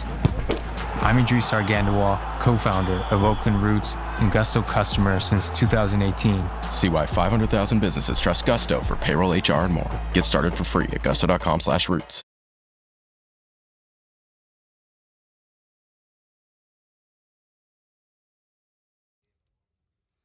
Time now for your weekend weather report, which is brought to you by Neutral. Here in New York City, tomorrow calls for occasional rain showers with a high of 75, and Sunday we'll have intervals of clouds and sunshine with a high of 83. Down at the Jersey Shore, Saturday will bring periods of rain and possible thunderstorms with a high of 72. On Sunday, clouds and sunshine with a high of 78. That was your weekend weather report, which is brought to you by Neutral. Keep it tasty with Neutral Vodka Seltzer, made with real vodka and real fruit juice. Enjoy responsibly. Bart was showing me some clips from Training Day during the break. I definitely have seen that movie on TV and it popped it on, but never had the full context. It's on my list. Yeah, I will add it to my movie just on TV, and I mean, if you're a Denzel fan, you got to watch the one that he's done. But I'm a fan of a lot of actors and haven't seen all their movies. So if you're a fan of him, like, did you see Glory? Yes. Okay.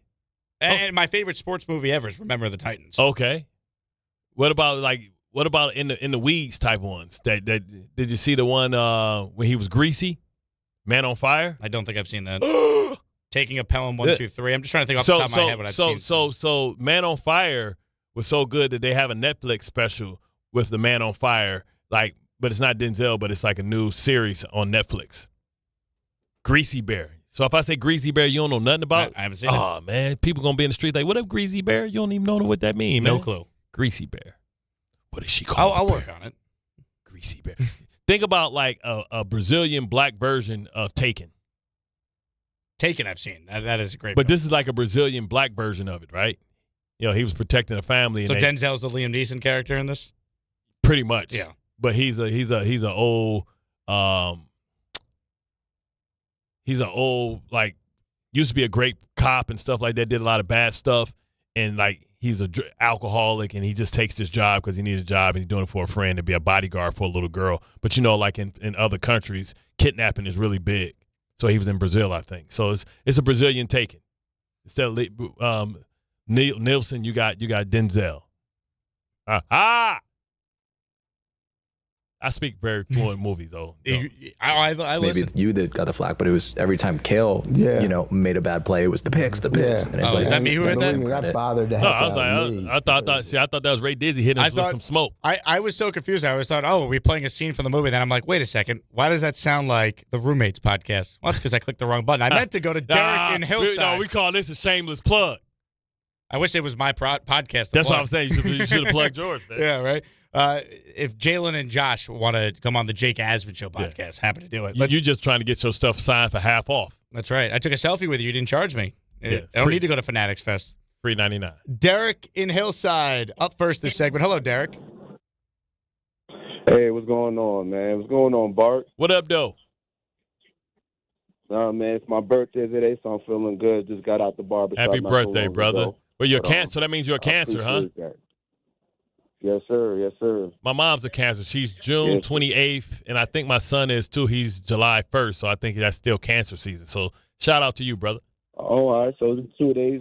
Happy birthday to Mama Scott, then. 2 days. That's what's up. Y'all was talking about the NBA stuff. It's funny. I was talking about the Fresh Prince stuff. You know your boy about to be in that same boat, Bart. Jalen Duren. Yeah, I know. They're about to do a sign and trade on him. Yeah, I was trying to tell you, man. See, the thing, I understand he's a young player, and he do got a lot of promise. But the thing about young NBA players, you got to show something, in those first 2 years that you're special. And I know that he has something to him, but to take him 4 years to start averaging the 19 and the 10 that he did this year, it was and what he did in the playoffs, it kind of just shows he's not really as special as, to keep him on a long-term deal. Not at a Supermax. Not at a Supermax. We're not doing that. Not at a Supermax, exactly. But, y'all got somebody I can trade and try to get a big fish, though. He's still a commodity, so hopefully for y'all can get somebody good. I was hoping y'all was going to pry Austin Reeves off the Lakers before we went and signed him. But at the end of the day, the Knicks, I think they got a chance to sign a lot of veteran guys on, short-term deals, even if they lose out on Mitchell Robinson. You got Jackson Hayes out there, a 7-footer, a young guy who could jump out the gym. To spell Karl-Anthony Towns, you can get a young guard. You can probably get Jose Alvarado back. I don't know if he did that deal yet or not, but they should get another, a ball handler like Aaron Holiday or I think Mike Conley out there. You get him a cheap deal, but just something to fill out the bench because I'm kind of disappointed they're not really bringing back McBride and those guys because I feel like those are young guys that they can win with in the future. But I don't know what you guys feel about that. But thank you guys for the call, and I'm gonna enjoy my day and appreciate y'all. Yeah, I hope you get the big piece of chicken. If you got a significant other, tells you need that throwback loving. Happy birthday, Derek. I think as a Knick fan, here's how I look at it. I trust Leon Rose. Is that maybe too simplistic? Yeah. Okay, but you know what? He's earned it. And I want to give guys credit because we criticize them certainly when they're wrong. Leon Rose, in 6 years, without ever tanking, without ever drafting a single starter, put together a team that lost 3 total playoff games, 1 after the first round, en route to becoming NBA champions. He's earned the benefit of the doubt. However, they got to put the team together, even if it means they're going to lose Mitchell Robinson in free agency. Here's the crazy thing, right? Because everybody in the Eastern Conference is reacting, trying to get something that they can feel like they can go against this super team. And when I call the Knicks a super team, I'm not saying because they're super talented. I'm saying because they're, in every sense of the word, a team. The power of friendship. Right. And the whole is greater than the sum of its parts. I mean, if the Pistons end up losing Jalen Duren because he's underwhelmed with the deals and the offers that he's getting, which is what I just read before that guy even said anything, like, why would you let Isaiah Stewart go, right? You let Isaiah Stewart go. So now if you sign and trade Jalen Duren, then you left without any big man other than Paul Reed, who's a backup. So, when that happens, that makes me think that, okay, the Pistons may be going big game hunting if they're going to get rid of Duren too and sign and trade, then that means that maybe they're going to reach out to Boston and try and get Jalen Brown, because if you got the space to sign him to the 60 years, $1 million a year, right? You don't want to take that risk on a player like what would Boston Kawhi want, Leonard. though? I would give him Jalen Duren and a bunch of ones, right? I don't know. That's because enticing. they're not going to get equal. Like, you need somebody that can work with Jason Tatum, right? He was 19-10. He was third team all NBA. So at some point that means something. And he's 22 years old. So that means that you got him, and he's going to be less than what you're paying Jalen Brown. I mean, you're not going to use that to try and go get. You're not going to use that if you're the Pistons to try and go get Kawhi Leonard. He's too old, right? You're not going to do that and give him some crazy deal. But now you got to get a big man with the Zubats of the world and them out there. What, you going to go get Miles Turner? Like, you could try and because I'm sure. So the two teams that is open for business, probably Utah. Will probably make some moves with people. If you give them Jalen Duren, they might give you Kessler or one of those guys, or give you Lauren Marketing or something like that. That could be a 1-for-1 Duren for Lauren Marketing. I want to see where John Moran ends up if he's dealt. Yeah, 2 years left on his deal. Yeah, we know he's out, right? Yeah, Grizzlies has all but indicated every move they had. 800-919-3776. Bob in Vermont has been waiting a long time. Wants in on the Mets conversation from earlier. Hello, Bob. Hey, Jake, how you doing? Bobby. And Bart Scott, how you doing? Good. How you guys doing? Great, hey, Bob. Bart Scott, you were a great player for the Jets, and Jake is a great YouTube person, too. You guys make a good couple. We make a good couple. All right. We're getting a little freaky on a Friday. No, we perfect strangers like Balcom. I meant on the show. You should get rid of the bald-headed guy. Oh, man, you can't, Bob, you can't be coming over here firing people, Bob. We don't do that, man. Can't do that. Jay got his own thing going on his hand. Come on. And Carlin's my guy, man. You can't be trying to see, that's what they try to do. They try to put a wedge in between you and stir up stuff, man. He was on hold for 2.5 hours to say that Chris Carlin should be removed from the show the way Mendoza was removed from the Mets dugout. You make with the yuck and the dance, you little monkey clown. Tough. Real tough. 800-919-3776. Can you handle a Richard in Manhattan call? Yeah, man, always. You know what I'm saying? I think we cut him a little short yesterday, you know what I'm saying? Richard, take us to the end of the show. Take us to break, Richard. Hello, Richard. Filibuster this thing. Hi, Richard. Jake. Hi, Bart. Fellas. What up? Mitchell Robinson. They paid Thibodeau 6 months before firing him and giving him $50 million to walk. Dolan's made millions of mistakes, which happens. This is business. If you're going to make a mistake, this guy made the value of your team go up so many times. The big rebound he got off the missed free throw game 5, he's been there for 8 years. Don't give me all his faults, his free throw, his injury. I don't want to hear he can't play. He's worked for New York for 8 years. It's worked. Why change a good thing? Yeah, he may break us like the first game, but you would reward the guys who got you to where you went. I mean, this is just natural. You got to take care of the guy. They lost Hartenstein. All I heard was we couldn't sign him. Ba ba ba ba ba ba ba ba ba. And now you have a chance to sign a guy that just for money, and now you're saying, "Oh, we can't go over." Makes no sense at all in the world. It makes no Richard, I'm with you. It makes absolutely no sense, especially because you can be in the apron for 1 year, try and run it back and win, and then you can deal some guys off because you're going to have to give, Cat his extension. You're going to have to give other guys their extension. But why not run it back for 1 year? Like you made $1 billion. You got to reward and be loyal to this guy. This guy was with you for 8 years. It culminated in the champ. But if you're even going to look at the bottom line, he increased the value of his franchise, of Dolan's franchise.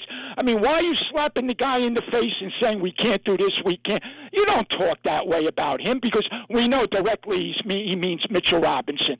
The bottom line is it's worked for 8 years. He's been a good soldier here.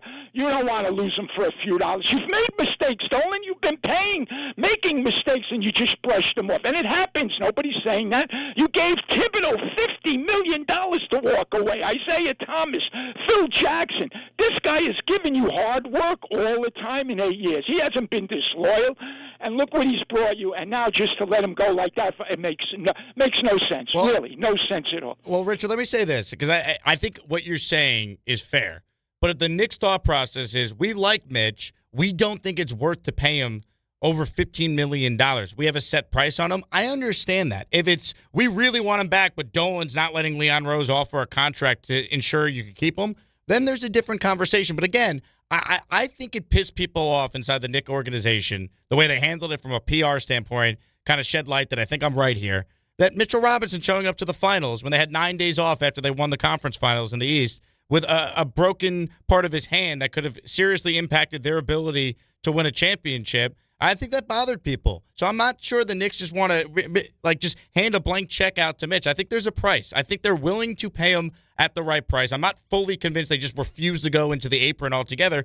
They might just be saying that as cover for not wanting to completely overpay for Mitchell Robinson. I still think they end up with one of either Mitch or Landry Shamet back on this team when it's all said and done, because I just don't buy that Dolan, who, to Richard's point, and we said it earlier, has paid so many people to go away and not work for him, is now going to draw the line over a couple $1 million here or there because of the second apron. I think it's way more about a basketball decision than it is simply, well, Dolan now is taking back over the reins. He's going to make dumb moves now that he's the owner.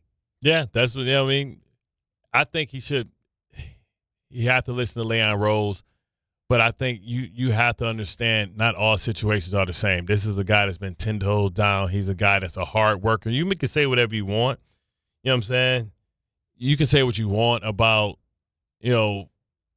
his injuries, but he's been a team guy ever since he's been here, willing to do anything. He's a great member of the community. What he did with those kids in his neighborhood when he won, the comeback and stuff like that, he's good for the team. He's good for your locker room, and he's a guy that I think everybody looks up to and likes because he's been here a long time. He's seen a lot. And, he's going to also have to say, hey, well, if this is what you're willing to go to, this is what I need, and meet somewhere in the middle. Right, and if you got to make alterations to your team, then you do that. 800-919-3776. Final segment coming up for the week. It's Bart Carlin right here on 880 ESPN New York.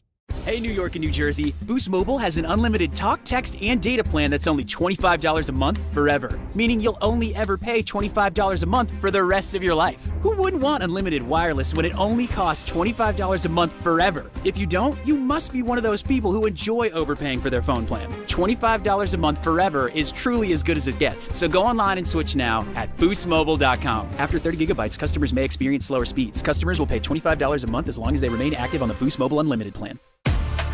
On the biggest stage in the world, FanDuel is changing the game because sometimes your player gets subbed off and your bet goes with them. Not anymore. With FanDuel Super Sub, if your player is subbed out, your bet stays in. That's right. If your player leaves the match, your bet continues on with the substitute.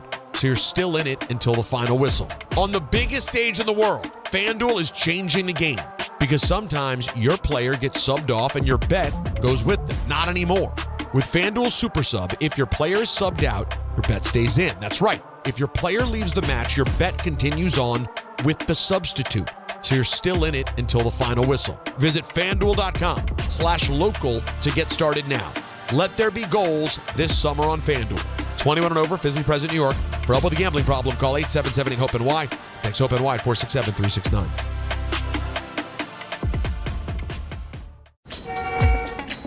There are a million reasons to love New York. Making your budget stretch? isn't one of them. According to an independent study, Amazon prices average 14% lower than other retailers. Get food, fashion, furniture, and more shipped straight to your building. That's how Prime members have saved over $2 billion on grocery and household items. Learn more at aboutamazon.com. 1-877 Cars for Kids. KARS Cars for Kids. 1-877 Cars for Kids. Donate your car today. Call 877-CARS for Kids to reach a friendly live agent. Donation is super easy, and your car can be picked up as soon as tomorrow. Call us now or go to carsforkids.org. 7 Cars for Kids. Donate your car today. Did you know you can donate real estate too? Harry Douglas here to tell you about Fruity Rainbow 5-Hour Energy Shots. It's a fruity candy flavor explosion, and I mean explosion. Fruity Rainbow 5-Hour Energy Shots, a zero sugar treat that's sweet tooth approved. These can take care of my candy cravings and provides a tasty caffeine kick without all the sugar. Fruity Rainbow 5-Hour Energy Shots. Get candy flavored chaos with Fruity Rainbow 5-Hour Energy Shots. Available online at 5hourenergy.com or Amazon. While the world watches the stars at the FIFA World Cup, Hyundai has its eyes on the next generation of talent. Future stars who are already turning heads at age 14. Because next doesn't wait for an invitation, and neither do we. Hyundai has always moved the future within reach. We did it when we made advanced safety standard on every vehicle and engineered EVs with ultra-fast charging capability. And we're still doing it every day because the future isn't some far-off concept. It's already here. Next starts now. Hyundai, an official partner of FIFA. Congratulations, New York. The Knicks did it. Through battle after battle, they dominated to become this year's NBA champions. Day in and day out, the hard work paid off, and you were there every step of the way. Enjoy the crown. Own it, because this year is your year. A part of your legacy that will never be forgotten.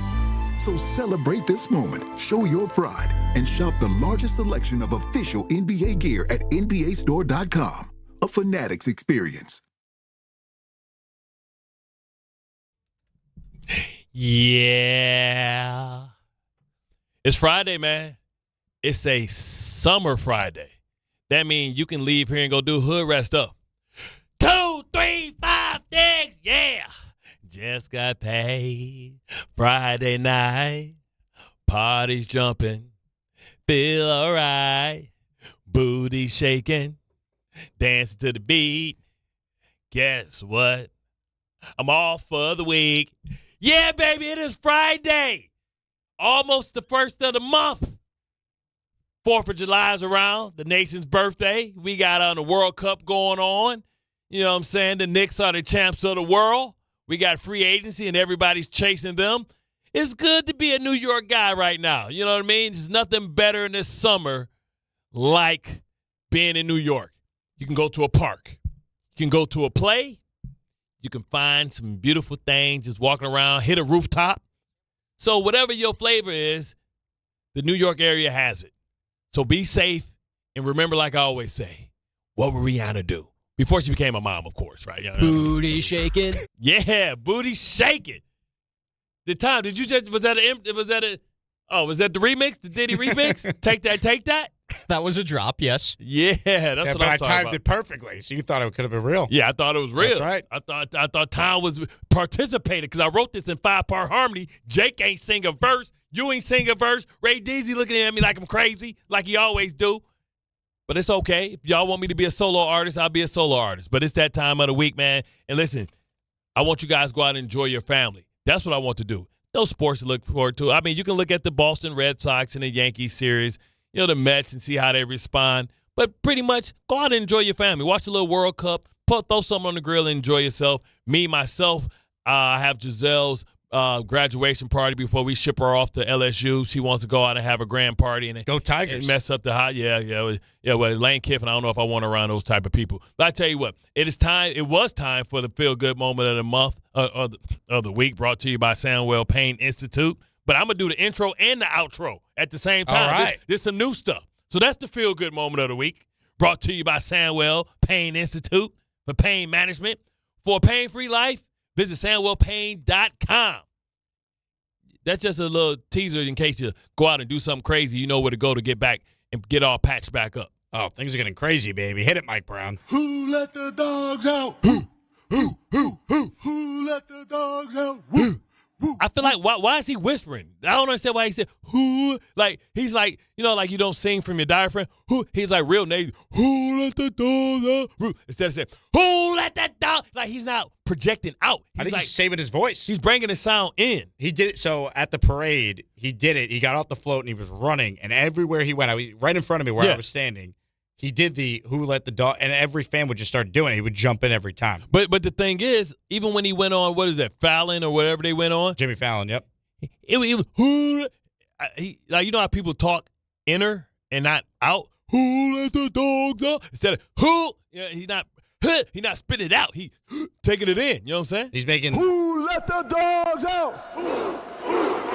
Who let the dogs out? Or maybe that's just his voice. I love you, New York. That's how he sounds. I think. Yeah. Maybe that's just the his natural. voice. Just you know, when I see him, what I always think of, I think of Little Bill. Little Bill. See, you too little. You don't understand. You too young. You don't know that.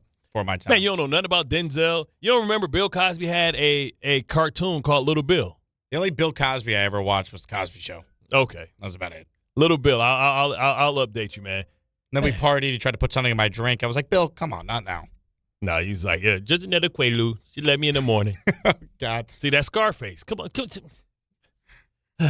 I've seen Scarface. I was laughing. I was funny. Okay. Tony Montana.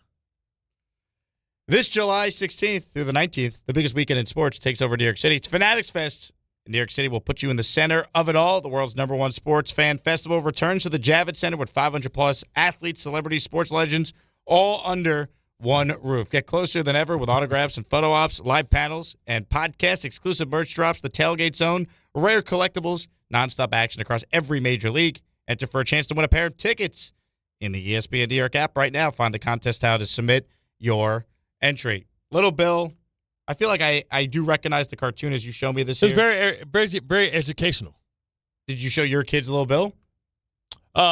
They missed the Little Bill era. They were with Blue's Clues. Blue's Clues I grew up with. Yeah, so they were Blue's Clues, and like back in the day, we used to have Fraggle Rock. I don't know if you know Fraggle Rock. That was all Muppets and stuff. That Fraggle Rock was right before Kermit the Frog and Muppets and stuff like that. Like Kermit the Frog I like. Yeah. I have that. Kermit the Frog here. Your kids watch SpongeBob? That was always my go-to. Yeah. You got to be careful when your kids watching SpongeBob because it's a lot of cartoon cussing in it. Cartoon cussing in SpongeBob? Right. It's not cuss words aren't cuss words. It's the intention of the cuss word. Like if your kids, I remember I told Jason Taylor and he went and whooped his kid because I told him he's getting cussed out Nickelodeon style. Like when you tell your kid to do something, they say, "Oh, fish paste." What does that sound like? That's funny though. Or they go all tartar sauce. Right. They basically telling you F you. So if you ever get that, don't laugh. Beat your kid's ass. But that's better than them cursing, no? No, it's not. It's the intention. The word was used as like, shut the hell up. Yeah, but one you could say in public or on the radio, the other is a curse word. With my kids, both of them get you the equal ass whooping. Belt to ass. Bart Scott style. Well, that does it. Bart, this was fun. You have a magical weekend. Enjoy yourself. Carlin back Monday. Tartar sauce. Thank you to Ray. Thank you to Tom for producing. My name is Jake Asman. Again, this has been Bart and Carlin. The great Michael K. live from Boston is coming up next right here on 880 ESPN New York and the ESPN New York app.